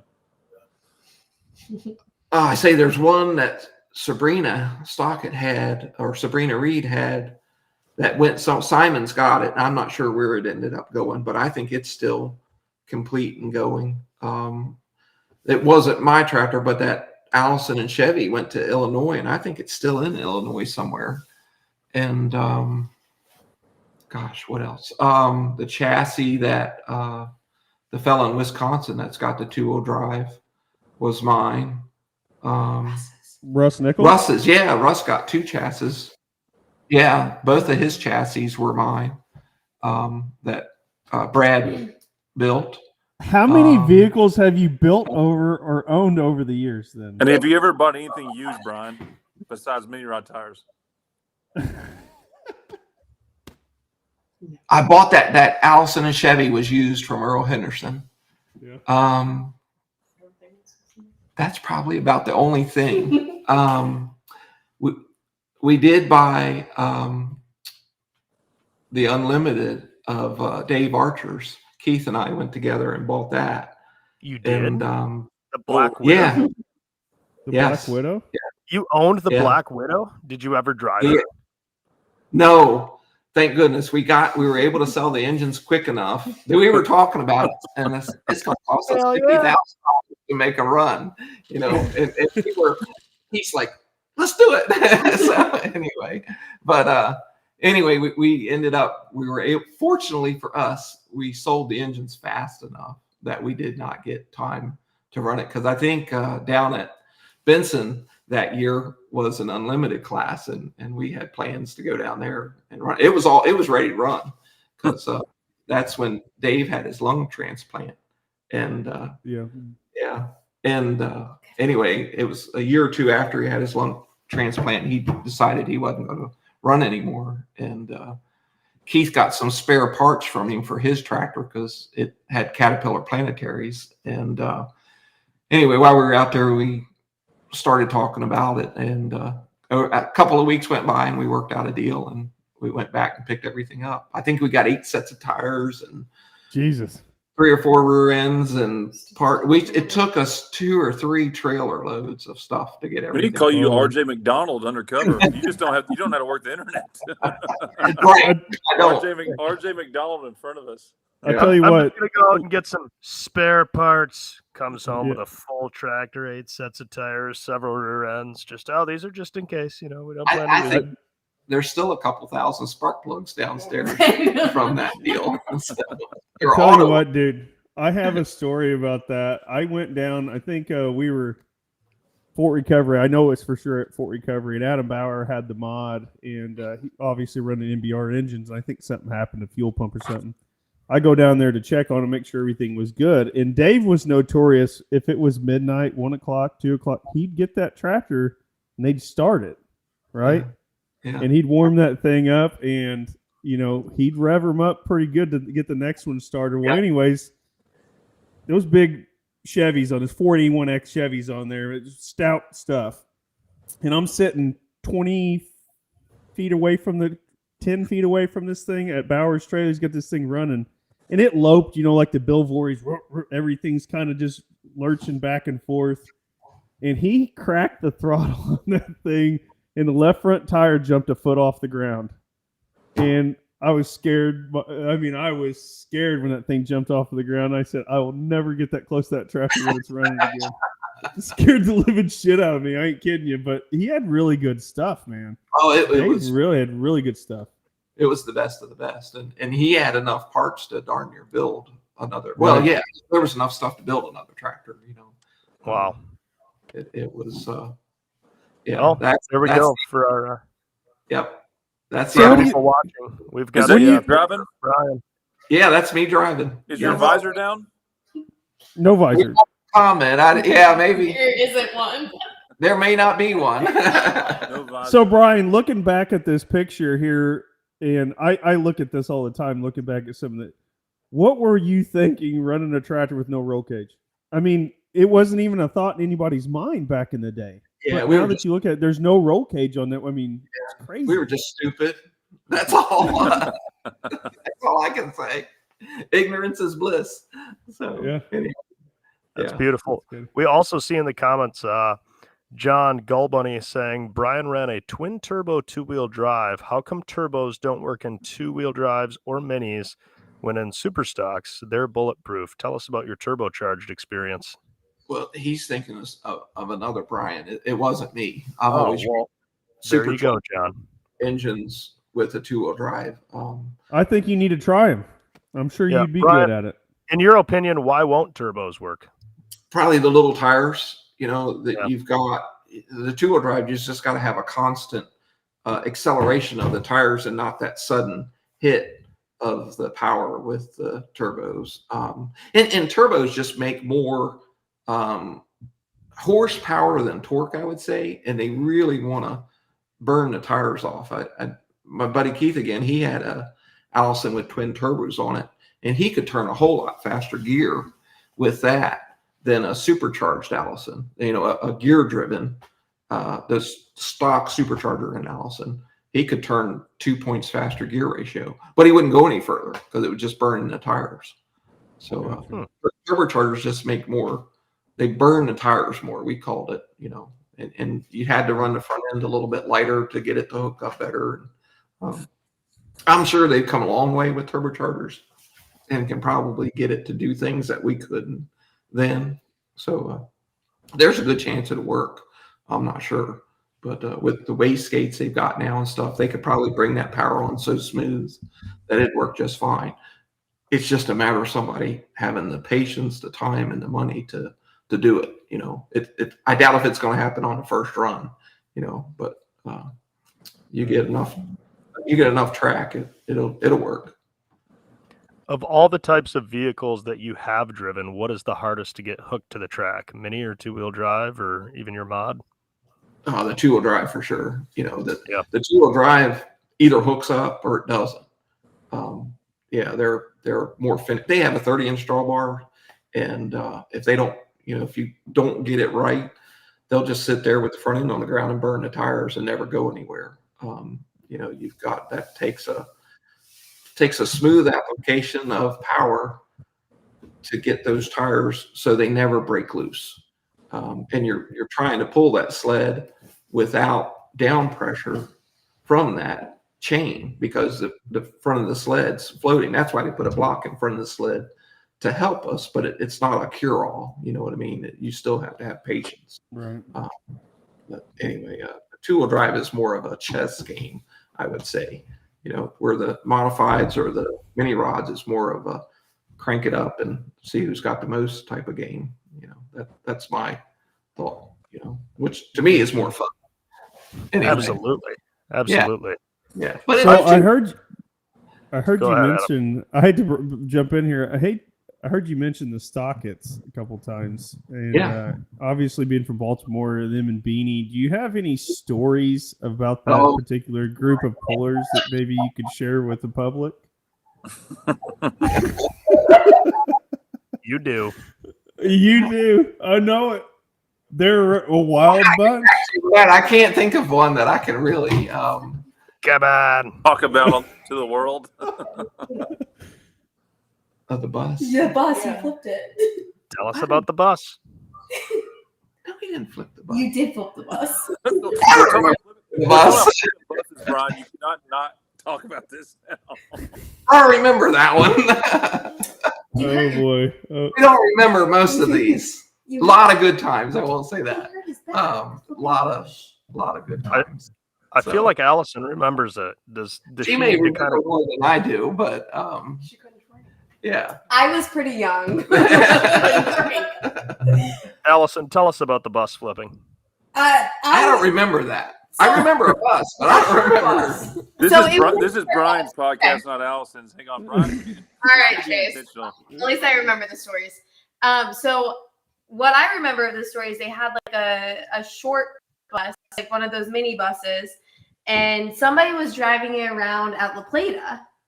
And they might not have flipped it. I don't think they did. Yeah, it might have done something. They didn't flip stupid. it, but I remember you fell out of your seat at one point. Because they were trying to go. Yeah, that's possible. Yes. I remember he messed his back up pretty Nothing bad. I bad. remember that. Yeah. Sounds like he Great. messed his head up because he can't. I was remember. going to say he can't remember the story, so it must Brian, have doesn't had an sound to me effect like on him. you didn't flip the bus at all. That's pure embellishment. There's a lot of good stories, a lot of good people, but we're gonna leave them where they are. Okay. I just thought we had a PG version. I know there's not many of them. That's a hell of a group of people. There's a lot of stories, but I just can't think of a real good PG one at the moment. Yeah, I wish they were out pulling on the circuit again. Beanie, Robert Bransom, and Sabrina Stockett or Reed, Neil, that group. Obviously Keith Wason and everybody from that little area there was pretty unique people out at the pools. Yes, a lot of fun, a lot of good people, a lot of good memories, with them, and a lot of good pulling too, Oh, they're really good, yeah. Yeah, Beanie and Sabrina and Johnny Gott and the guys from Pennsylvania, they're all really competitive, and you couldn't take anything for granted. You had to be on your A game. And Steve Wilson, he's sure, excellent. Wilson family is really good. Still running good. Still running Three good. trucks running good. Yeah, Rainey Davis was in there. There was 10, 15 two-wheel drives that could really step it up and run good all the time. It was pretty good. Yeah, right. For sure. For sure. Brian, I've always wondered, like, if you were to take everybody's mini rod and line them up, and then if you were to take all of the mini rod drivers and line them up, and just based on physical appearance and the way you perceived things and connect a vehicle to a driver, I don't think many people would pick you as the driver of the mini rod with the two huge Joker faces on the fenders. Tell us about how that came to be and how that's your thing. Really, Allison worked on that for me. I gave her the concept, and I guess that two-wheel drive body is somewhere, but Nicholson's painted one of the Willys two-wheel drives for me, and they had a Joker on the front of it with two hands coming out over the fender, and I always liked that. And that's kind of a version of that is what it is, and very little sanity is, instead of suffering sanity, and if we ever do a modified, it'll be no sanity. So anyway, When you're telling me there's a chance. Like, isn't the rumor true that you ended up with Keith's mod there for a while? I did, but the same thing happened. Luckily, we were able to sell the engines off and the tractor's gone. So I think Doug Lively's got a tractor he could give away right now that you could maybe work on. But yeah. We're good. We're good. Thank you, but we're good. But no, it's multi-engine tractors are, kind of there's anybody's first love type of thing. If you were going to run a V8, when there's nothing better than a blown engine running than 2 or 3 or 4 or 5. That's so. If you're saying Sean Swearingen's tractor was out there for sale, it would definitely be yours. Oh yeah, the Joker. Yeah, you wouldn't have to change nothing. No, I wouldn't have to change anything. I don't think so. Anyway, we're good. Do you still own the 2021 chassis of the mini rod? I do not know. You It got got rid of it. sold. Yeah, it's sold. Yes. I didn't know if you're going to let your daughter drive one eventually or what. No, it got sold, and this was a brand new modern chassis. Nothing got carried over. The fenders got carried over. Oh. That tractor got new fenders, and this one got the old fenders. That's the only thing that got carried over. Gotcha. Anyway, So you Tyler, guys you were got- pretty. Oh, what's Tyler, that, do you Adam? got any of those? I hate to bring us on so early, but do you have any of those rapid fire questions for I mean, Mr. Bryan? Well, of course I do. I wanted to first ask Go Brian. ahead. Obviously, he's pretty closely connected with the guys at Modern. How did that relationship start? And as far as maintaining that, like, tell us how that works. Sure. I actually dealt with Ralph Banner over the years, and those guys took over when Ralph slowed down. Those guys took over Ralph's business, and I guess talking to Ralph one day or something, he said, I'm slowing down. You need to work with these guys, and instantly just picked right up. They're really good guys, and struck off a friendship, kind of right away, and liked their ideas, liked what they were doing. They had worked with Ralph for years, and Bill Vorse, and knew everything, and it just, we talked the same language and had similar ideas, and they were easy to work with, and that's kind of how it started, and we kept working together, and having, I had some ideas, they had some ideas that we wanted to try, and it just kept evolving into more stuff and more ideas, and it worked out good. Love it. Yeah, seems to be working out very good for sure. Yeah. Well, if they didn't look different than each other, I think Brad and Brian are the same person. They're super soft-spoken, easy guys. Really friendly. Will help you with anything. So it kind of was a match made in heaven almost, because you guys really are very similar in a lot of things. Yeah, he's fiercely competitive, though. Quietly, I mean, and you're not. Come on, get out of here. Well, maybe, but he wants to win. He wants to win, though, fair and square. He wants to do a better job of thinking and building, and Sure. He's a true puller. Where you just want to like rip their heads off and shit down their necks. He just wants to beat them that other way. Very similar, I think, approach. Yeah, not much difference. Yeah, but no, they're really good people, and I'm lucky. I agree. I'm lucky to have worked into that. They are nice enough to let us stay there, and work out of their shop, and we may leave the motorhome there, and Eric has driven the motorhome back and forth from polls for me, and I just can't say enough. I could not do it without them. I can make it that simple. I couldn't do it. I think the world of them, and That's awesome. Yeah, and he still keeps a relationship with Ira Banner, Ralph's older brother, and Dave Banner, the driver, and that's pretty cool. Those guys are they're cool guys, and the stuff they've learned from pulling it. I tell you what, one thing, there is a video on YouTube of a guy from Pennsylvania interviewed Dave Banner, I think this spring, not long ago, and it's like an hour and a half, but that is worth watching.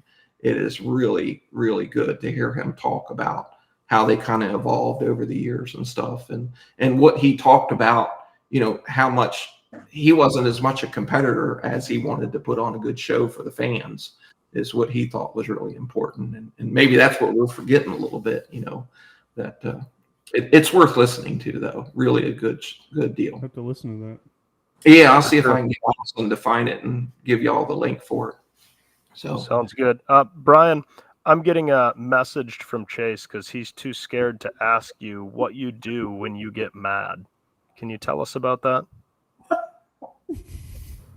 I haven't got mad lately. I can't remember. Well, I have, but it wasn't. What do you do when somebody does a bad job driving a two-wheel drive?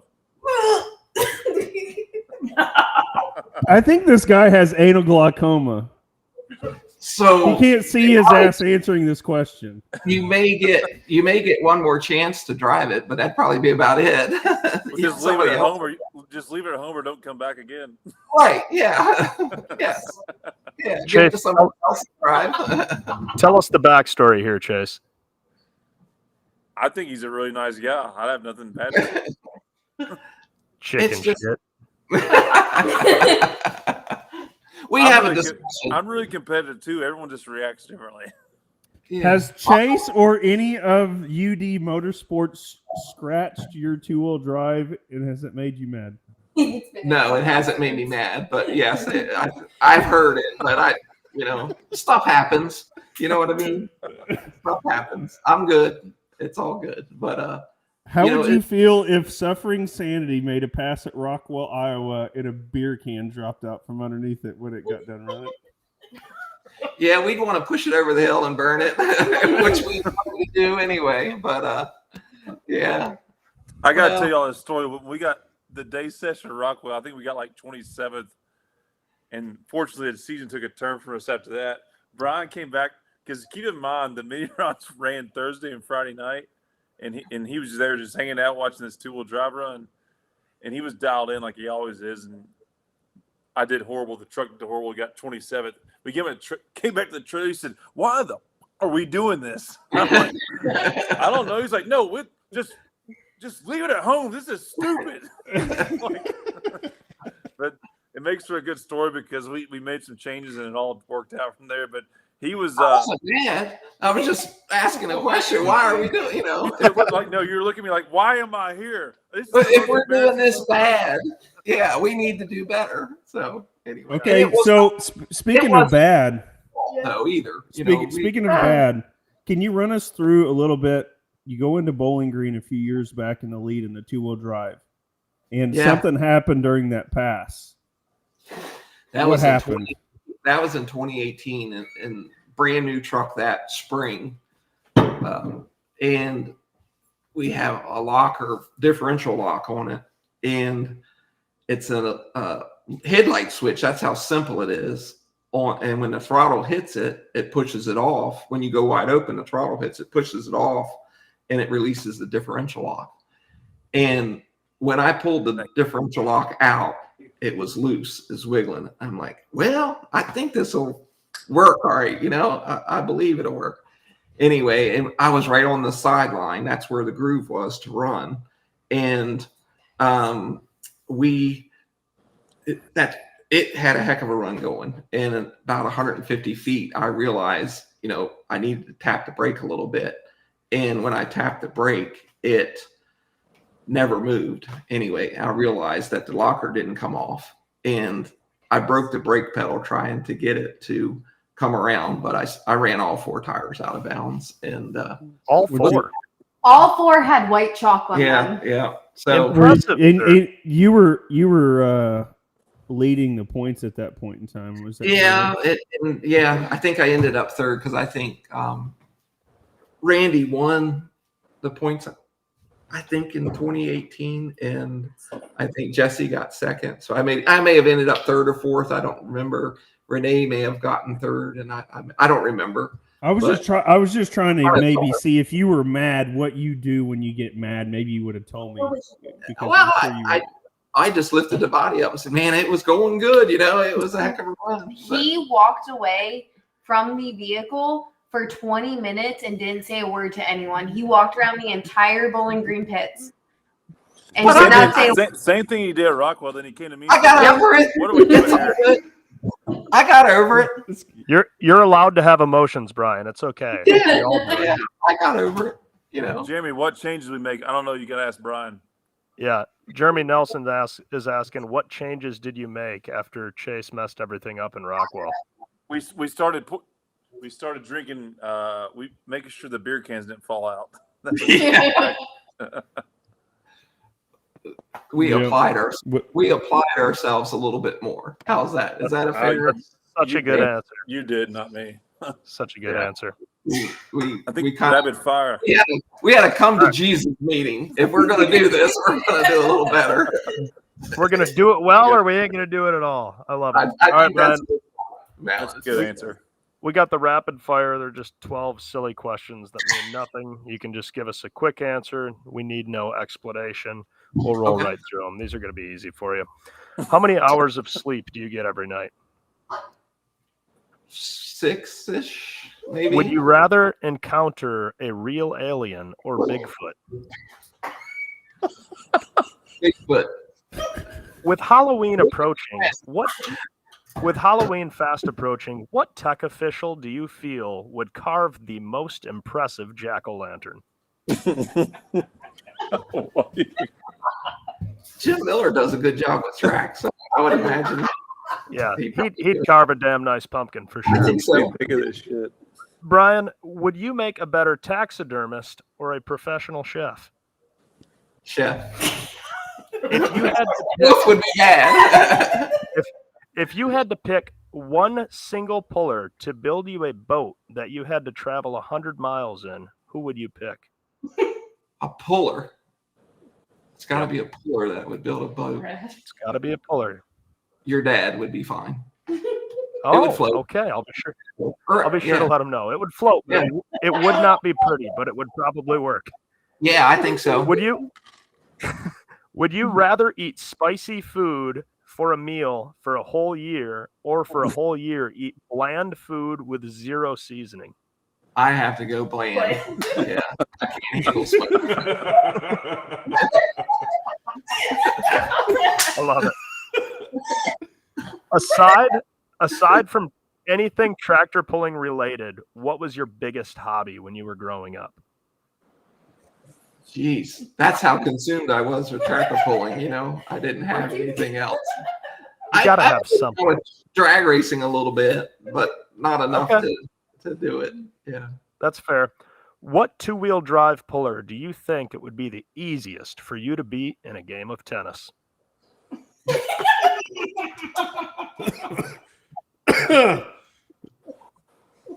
Huh. Huh. It's a simple question, Brian. Come on. All right. I'm competitive. All right, I'll go with Allison. He's losing. All right, Brian, this is a tough one. How many holes are technically in a straw? One long one, or is there two holes?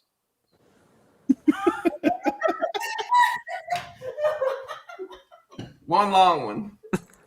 What was your favorite Halloween costume that you ever wore when you were younger? Probably just long johns. That's a Halloween costume? Yeah. Okay. If you had to pick one of the Theobalds to run your mini rod with $50,000 on the line, which one would you pick? Ooh. Ooh. You know, Grant, they all do a good job. You wouldn't have a poor pick there. Renee's probably a little lighter, so you could probably run a little more front end weight. So, I'll go with Renee. Okay. And lastly, they're both really good drivers, I think. Yeah, for sure. You just think Renee is much better than Grant. We understand. If you lined up all of the two-wheel drive competitors and all of the mini rod drivers in a pair of rollerblades, who do you think would win that race?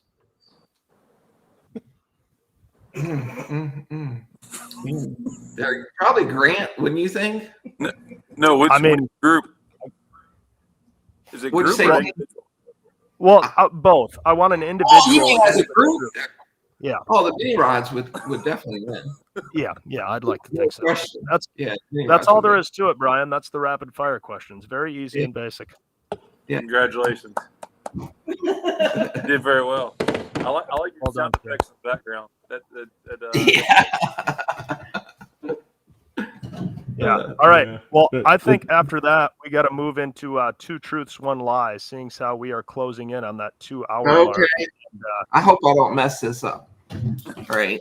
I don't think you will. All right. He has them written down. Yeah. Tyler.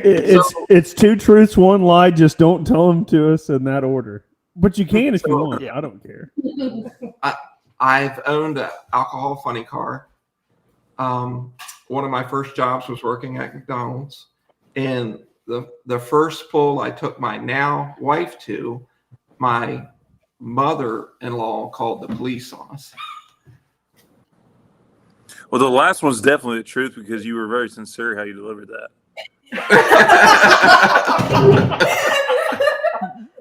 I'm gonna say it's hot in the press. I'm gonna say you never worked at McDonald's, and I'm not. We don't get into politics in this show, but I'm sure you've seen McDonald's. Neither is somebody else. That's the lie. That's the lie. McDonald's is a lie.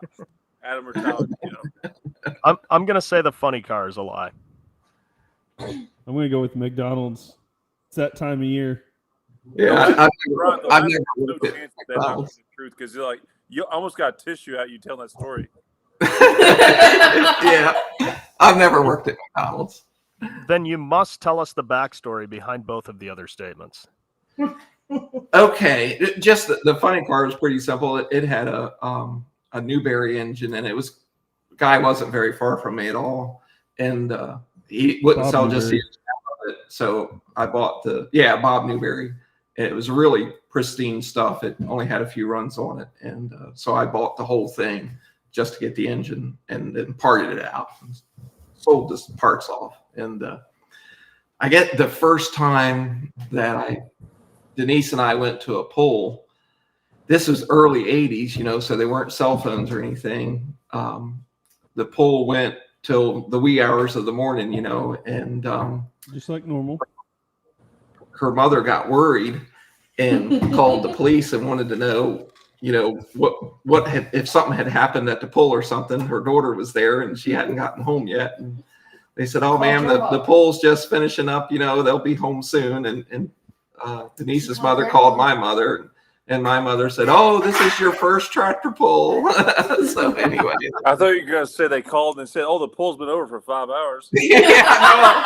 no. Anyway, and I think you can step in here and tell what did your mother say to you when you got home?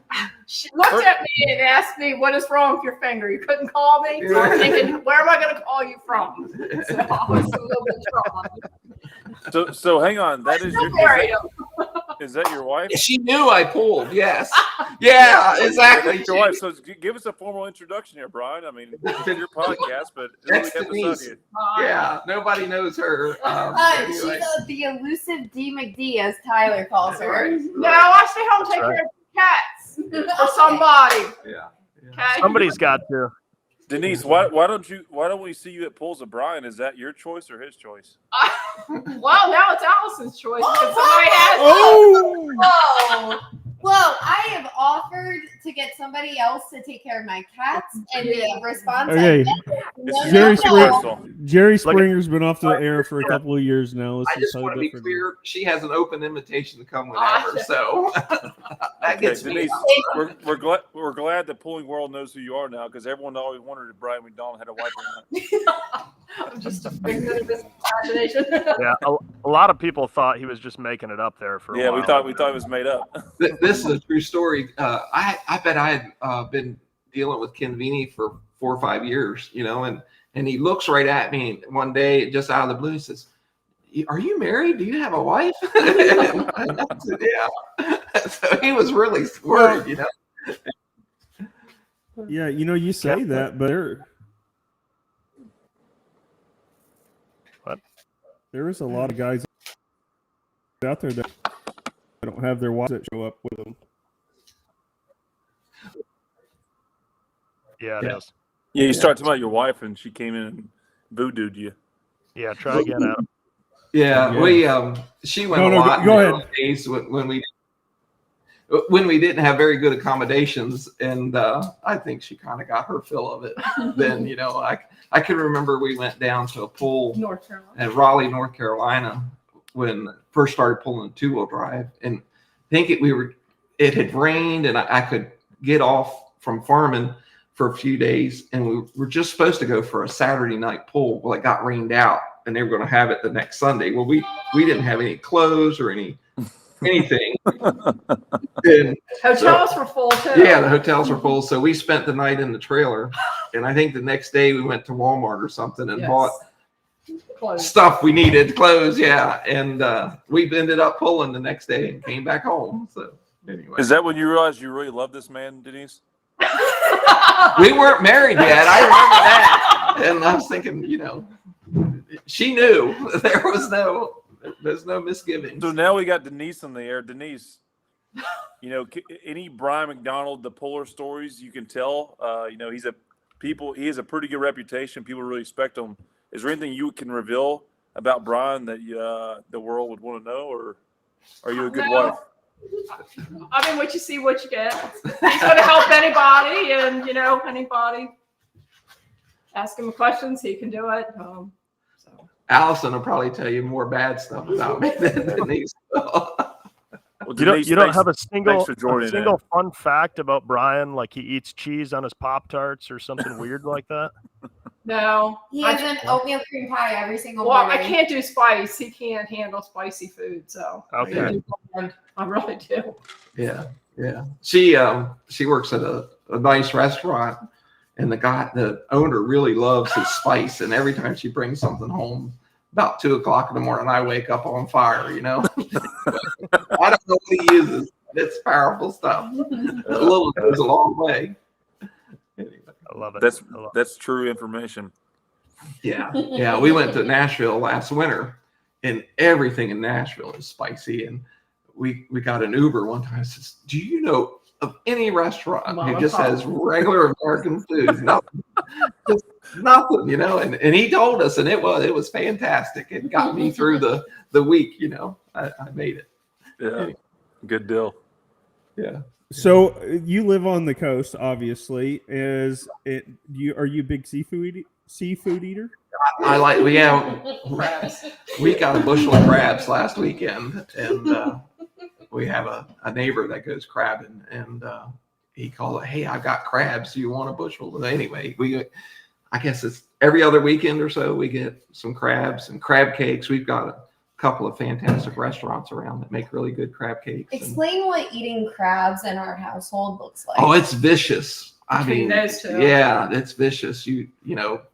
There's knives and stuff, and you better not steal somebody's big, perfect crab or big leg or something. You're not going to steal it. I think I So agree. needless to say, what I'm asking is, so when you go inland, as we say, to like Ohio, you're not going to any seafood restaurants and ordering crab off the menu.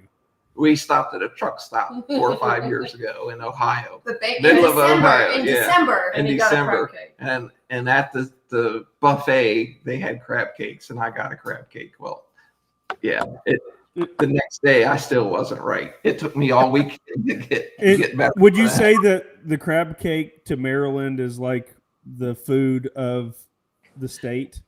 Yes. More or less? Yeah. Rockfish and from the bay and crab cakes. Yeah, that's kind of. We went and did a display one time in Baltimore, and they took us to this really nice restaurant where it seemed like they had every version of crab cake that I've ever could have imagined, and they were all phenomenal. Yes. Yeah, the one we like is Fisherman's Inn at the right at the Bay Bridge is really good, and she works at the Fish Whistle right up above us on the river, and that's really good. They have good crab cakes. Very good. Their soup is known in like a 5-state area. That their Right. crab soup is awesome. That's Never had a crab soup before. I have to try that. I was lucky enough one time we were in Indianapolis. I had some king crab legs off of one of the Time Bandit or whatever. Yeah. It's pretty crazy. But we don't get out to the East Coast much. Well, it seems like I don't, anyways. I don't know about the other guys here, but I never have gotten really out to the East Coast. We're an hour south of the Philadelphia airport, so if any of y'all ever want to come out, it's one stoplight, and Any of y'all, there's gonna be 20,000 people watch this. Any 20,000 people show up, you're good. we'll do the best we can. First, don't put your address on this, please. Don't do that. Bryan, one question I always like to ask everybody: if you were at Bowling Green, it's Saturday night, and you're last took in the class, obviously you want to take home first place, but it's always a little bit sweeter when you get to take it from that certain someone. Who would that certain someone be in the mini rod class and then the two-wheel drive class? Yeah, I love all the drivers in the mini rod class, and I did actually win Bowling Green Saturday night. Not that in 2023, and I hated to take it away from who was in the lead. I just hated, Guzas were in the lead, and that kind of broke my heart on that one. So I don't like to take it away, but I know. But he's not that he's not that competitive. I'm not that competitive. Ken Vini is such a good competitor. Still, he gets it out there. If you beat him, you've really done. But there's not a poor mini rod guy out there. I like them all. But in the 2-wheel drive class, before I've gotten around when Simons were like in the lead and even had second and third. I can remember one Saturday night, I think it was at Toma, I was able to get around them. That was pretty satisfying because they're really, really tough pullers, and Roger was living then, and they were happy for me, but they weren't. They're going back, and Petros or Simons, I would say in the 2-wheel drive, either ones are really good guys. So. Which class is more cutthroat, the 2-wheel drive or the mini rods? The 2-wheel drive is more cutthroat, I'd say. The mini rod, everybody wishes you, a safe run and good luck, whereas the 2-wheel drive, you don't really get like that. I hope you don't die. Good luck. Yeah. The mini rods, I hope you don't die, That's this guy over here, Hey. So I don't know. I like them both. They're all good people. I don't have. No, I think that's something about the mini rod class. I try to go around and promote, hey, good luck. If I see you, hey, good luck and stuff, because it's more of a gamble than anything. I mean, we're all decent at getting down the track, but it's also a challenge for everybody too. So I would agree with that. Be careful. Yes, be careful. Yeah. That's in the mini rod class. So that's an extra, I think, added incentive to win. You overcame the mechanical bull, so to speak. You stayed on. So we see you got to run the new tires at the Enderley. After you won the championship, you decided to mix it up a little bit and run the new tires at the Enderley. Yeah, we got to try them. Yes. Yeah. Yes. So are you running new tires all next year now, or what? That's something I really got to make my mind up over the winter. I've got new tires, and I've ran them some. We ran them at Toma in one run, and we ran them at Hutch and at Enderley. And when we started doing it last summer, I was going to run them in the summer, but I didn't want to take a chance. Once, when we started doing good, I was like, we're not running the new tires. And we'll get there. We don't have the combination figured out just yet, but we're going to have to get there. Is it true that when Chase had to drive your tractor, you told him to put the new tires on and you keep the old ones for you? He ran one night. He got old tires and one. It's called championship. Who cares? Yeah. Right. Yeah. He got to run the good tires and he got to run the new tires. Okay. I got you. Just checking. Is it true the last time you ran new tires and someone else's tractor, do you win? Yes. You did. Yes. No. Yeah, I just want to make sure. Yeah. Would tires already? The new tires are fine. We just got to figure them out. That's all. We just don't have enough runs. Chase has got a lot of runs on them and doing good with them. So I have confidence that they're going to be. He's got them figured right out. Yeah, he does. Yes. Yeah. Well, but his tractor's a little bit different than mine. Not a lot, but a little bit. It takes slower a little gear. Bit. Right. Exactly. It takes a little bit different. Same year. Okay. Some days. Yeah. Some days. I was born at night, but it wasn't last night, brother. He's actually running faster gear than I have. So he's tried. He has. And he's not anymore, but he has. Yeah. I never ask.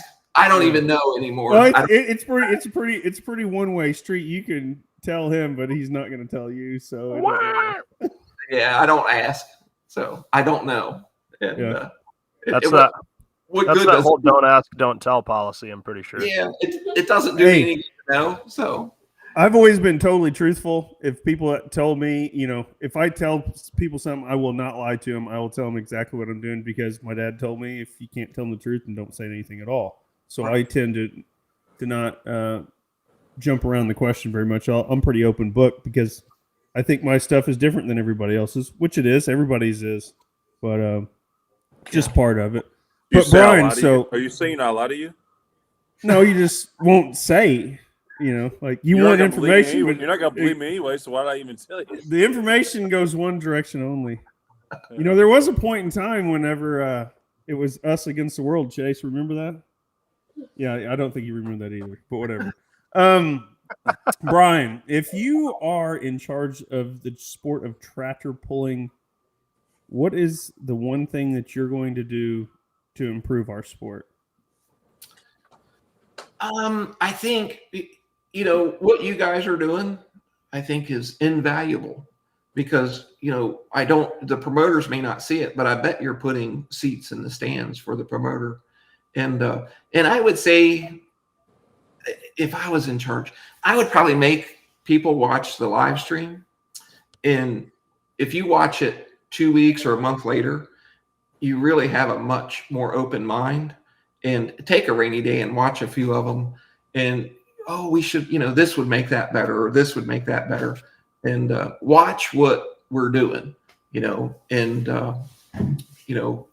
the only way we're going to get better is to have input and be more professional type of thing. So, when you start up, be ready. Don't hold the show up, have your stuff ready to go. So all that kind of stuff, makes a difference. You're not going to find any. Jim Miller takes care of the track. You're not going to find anybody better. I hope he teaches somebody, what he knows. Right. And the sleds are basically taken care of. Everybody has issues, but we don't have sled issues like we did 30 years ago or something. That's really not an issue. So I'd say it's up to the pullers now. We need to. Ooh, I like that. Well, That's good. No, that's Dude, good. Well said. Well said. we need to make a marketable. We need to market ourselves and have something to get sponsored. The promoter, I don't think really is where we can look at to get more money. Right. Have sponsorships come in and have a marketable TV live stream or series, whatever it may be. Make something that's people want to watch and make it entertaining, is what I would say. And it's up to us to do a good job. So Well said. So you're saying we need to self-scout ourselves and take a look back at our live streams and how we could improve and being ready and being more timely with things. I mean, that's look honestly, we are entertaining people. We have to make it a show and keep it entertaining and fast and up pace. And I get it. Yeah. And if Professional. I looked at a live stream a couple of weeks ago. It was one of those rainy days where it was misting all day. We didn't get any rain, but it was misty. And I said, you know what? I'm going to watch a few of the pulls. And I took a totally different perspective away from watching it than being at the pull, and wow, I didn't see that. We could do better here or worse there or something. Dead time on the live stream is excruciating. You know what I mean? Absolutely. Yeah. But then on the other hand, I see at Bowling Green when you got stuff going 100 miles an hour, it almost doesn't give the announcers time to explain. I will stay firsthand for that. When me and Tyler did that show on Thursday night, it wouldn't even give you a chance to maybe even get any backstory or anything because by the time you got done with this one's going and we brought beer in there to drink. And we couldn't even drink it because it was going so fast. It's like You did not bring that in there. We didn't. No. We didn't bring beer in there. We brought beer. Why do you always there. make stuff up on this podcast? You do not. But there's two sides to it. There's got to be a happy. It wouldn't have mattered. We didn't get to drink it anyways. I think what Adam was saying is, had we wanted to drink a beer, we would not have drank. Yeah, that's a better. I mean, sometimes Adam just says shit. So I do. I do. I'll vouch for you on that, Chase. Yeah. But I will say there's like hardly any time at times, and then other times there is so much dead time. We're all pullers. Most of the time we're at the pulls, but we're at home and we're watching in like normal. We're going through the same thing our fans see every single time. Right, so right. I can see where they could get. Yeah, we need to be a fan at some point to criticize ourselves. Right. And I feel like with Ned at coming to NTPA is going to really bring a different perspective, and he is going to be able to see stuff that we don't see or won't see. You can look at you can't see the forest because of the trees, and Right. Sometimes we may not want to be critical of ourselves. I think Ned's going to be able to be critical of us if he sees something he doesn't like. I believe he will call us out on it. So anyway, I like that. So we'll see. Yeah, I mean, there's just so much stuff that we could do. I get blue in the face. I get a lot of pullers calling me, my customers, my engine stuff, and I always try to ask them those same questions, like, hey, what do we need to do? Like, where are we missing? What are we doing wrong here? How do we make it better? And everybody's got such great ideas. That's honestly why I wanted the voicemail so bad on here, because I want the fans to call in and give us your opinion. Honestly, just let us know, because we are trying to entertain you. Us from a competitive side, we're all doing the best we can. It's so hard for us to even get to the events and all that stuff. We can't do any more than what we're doing in some cases. We can be more professional, show up a little bit better, more, better looking stuff, bring something a little bit better to the table. But at the end of the day, we're still entertaining. We need that input from the audience to tell us, hey, we don't like it that it takes 5 minutes for a pro stock to get the starting line. We need to hear that. Exactly. We need to hear that. I don't like watching a two-track show because I'm only watching rollers on one side and I can't see the other. I mean, any kind of input, call us. And I think a lot of that can be fixed. It's just like, Sure. If there's downtime, let's show the mod starting. There's stuff going on. We're at the pool. We can find something to entertain us as there's downtime in the pits or whatever at the starting line. But so speaking of that, Bryan, do you like the starting line or do you like the finish line?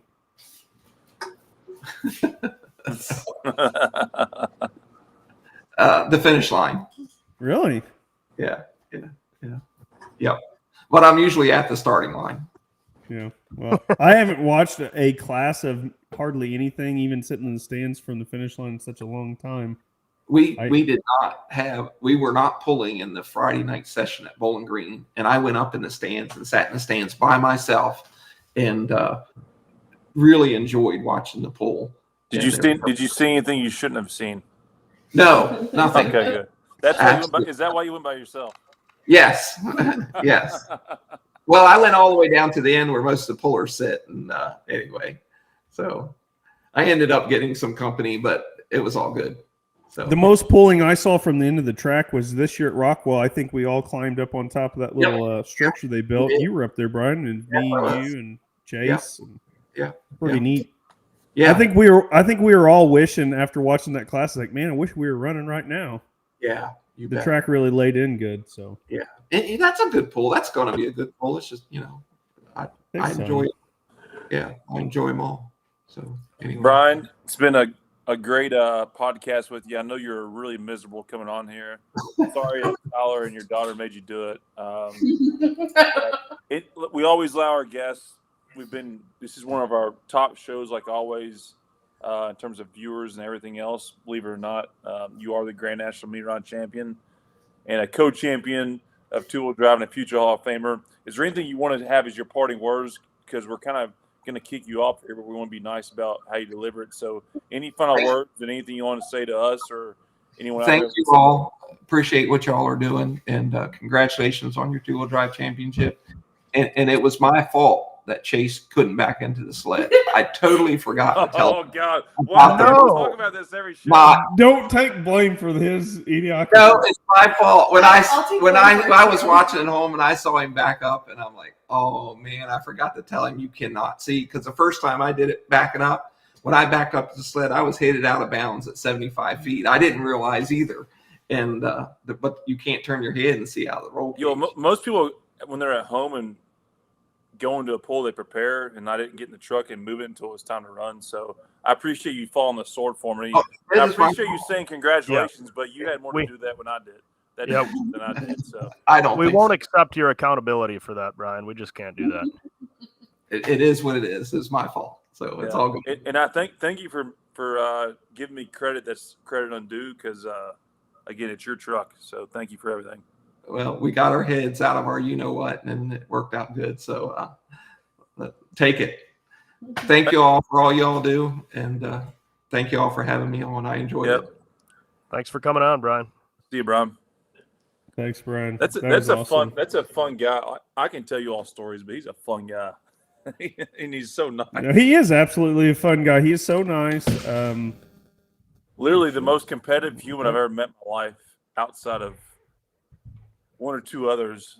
And like he's the nicest. Like when you think competitive is something that doesn't go right, you think people get pissed. But like he gets pissed, but he's like still smiling about being pissed. I've never seen I can just he imagine. takes a pretty good approach. I can imagine him in that moment being like, "What are we doing? Why are we here?" And no, he's like, smiling when dude, he gets hey, done talking. hey, I'm not wasting my time. You suck at driving that truck. Smile. Yeah, with a smile. Yeah, still smiling. Yeah. I don't think I've ever seen him without a smile on his face. You suck at life. I'm never doing this again. He's got a pretty good approach. Probably we all need to learn from that. When something bad goes wrong, you probably just need to all step away and walk around and then come back with a clear mind. Probably. No, 100%. And I say this, he's become a great friend of me. It's no secret. And like even like today, I mentioned earlier, like Robbie Lemke, just being around a guy like that from a leadership role and seeing how he like works with people, like I think that's just good for any human to see. And I mean that sincerely, because we all get stuck in our own worlds and run our own paths and own race. And you see a guy like that, and he's hell of a leader, man. It's awesome. Just same perspective with Bryan. Like, not every day is a good day, and you're not going to win every pull, but you can still do shit with a smile on your face, and you can still tell somebody they suck at pulling with a smile on their face, which is what he successfully has done to me. But love Bryan and his family, and really glad to be friends and working with him and all the shit we do. So, yeah, we see how it is. You kind of cozy up to the people that are really good at what they do, because it seems like no matter what that guy does, he's successful in it. So, hey, Bryan, I'll take your stuff when you can't take it. Can you tell me what gear to put in this tractor? Yeah, well, there's stories of that too. No, he's a really good dude. I've really enjoyed people like that. Make everybody better. Yeah, for sure. There's not you may not like him or say he sucks. I've seen this like a Robbie Lemke's the same type of guy, because I was just with him today. Like you be around that guy like that, you may not like him and you may not want to be around him, but someone like that just makes you a better human. So that's good things in life. Especially depending on what they're doing with traffic cones at certain events. Yes. Yeah, right. Yeah, for sure. Yep, I was there to see that one. Yeah. Yep. All right. Well, if there's anything we suck at on Tyler, I'll be at your house Friday. Let's go hang out. I'll see you there about 2:00. But you'll hear from me. I'll just see you next podcast. It seems to be a trend here. Yep. Yeah. Sounds good, Chase. I'm used to not you holding up to your words, so I won't be. Yeah. I won't be that comment.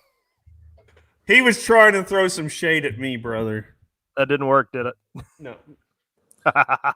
What's coming up the next couple weeks? Anything? Next couple of weeks. Well, we got Halloween coming. Do you guys have any costumes? Adam, you're going to have to do another costume party without inviting me and Tyler again? What are you talking about? The last one?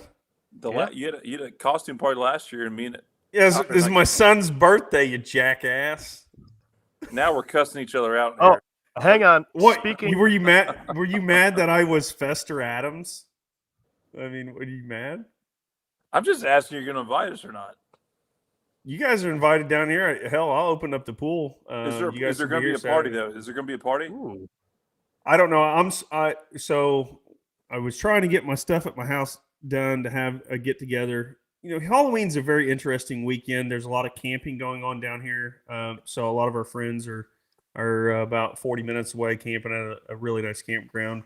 And I was going to have a party here, but we were going to do it at the house. Don't have it quite done yet. So we're going to have it at our pull-in shop and maybe watch some football, drink some pops. And since we're not allowed to drink, I figured we'll probably hang out with the kids and watch a little football or something. Tyler, what about you? Are you gonna? I think our next podcast is on Halloween. Is that right? I think is that. No, that's. I don't next know. week. Is it? That's next week. Sorry, I was gonna say we Spe- should dress up here next podcast. Speaking of our next podcast, I might have to talk with you guys about switching to a different Wednesday, but we can do that off the air because last fall I did a pistol league shooting competition, and it's every other Wednesday, and I'd like to sign up for that again because it was a good time, and so yeah, but we can discuss that off the air. So for those of you that listen to this we need show, to regroup. We need to actually practice good. yeah. So either we'll have to practice skip 2 weeks instead of 1 week or double up, whatever you guys want to do. But I might need to do that unless you guys want to boot me off the show and do it without me. That's always an option too. So No, you're pretty much I've been told many times that this show's not shit without you, so we might as well just hold up to that. I wouldn't go that far. Tyler is the driving force behind the No Practice podcast. Yes. If you notice, the guy that left the voicemail earlier, it was Tyler, Chase, then Adam. That's probably the order of people he likes in that order. With the least important. Is this the guy who said don't ever come back on the show? Yeah. I like that. He dropped the hammer. If you're going to come on here with that crap, just stay at home. We have to push that's this, the shit folks. we live for. That's the shit I live for, though. We need to do that more often. Leave us voicemails. We'll listen to them. We'll play them. Throw that number up there again. We got to. We were trying to find some word association with the numbers. It's almost impossible. 302-272-5360. Please call, text, leave us a voicemail. Good, bad, ugly. You don't know what we're going to put on here. Honestly, just let us have it. I want good, bad, and ugly. Call that number and yell at us. I don't know, brother. Anybody can. And thank you to the people that sent us such kind messages too, even though it was uncomfortable to read. That is very nice. So thank you to everybody that tunes in for sure.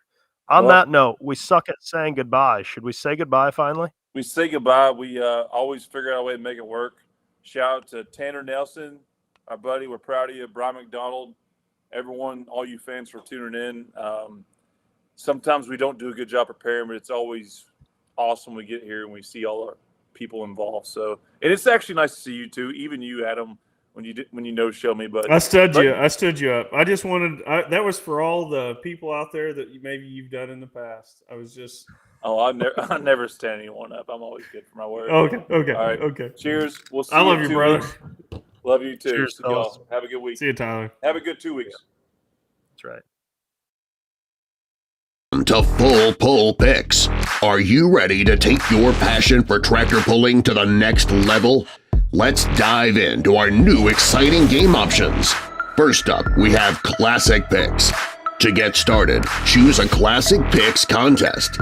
Now, it's time to pick your champions. Pick 2 vehicles that you believe will end in the top 3.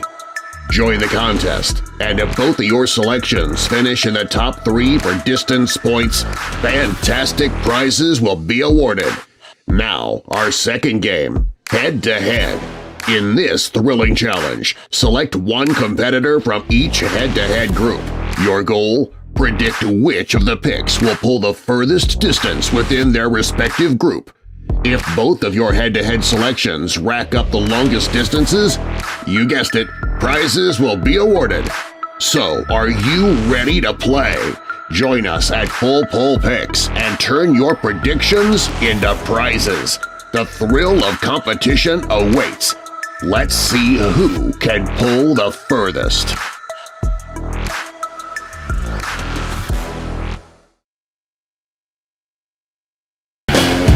Get ready for the ultimate showdown at the Dragon and Pullin' in the Pines presented by Outlaw Pullin'. Join us live from Lufkin, Texas on October 25th and 26th as the best pullers in the nation battle it out for the final Outlaw event of the year. Feel the thrill as these powerful machines whir to life and compete for the point championship in an adrenaline-packed weekend you won't want to miss. Subscribe to Full Pull Live for just $39.99 a month and experience every heart-pounding moment from the first pull to the last. Don't just watch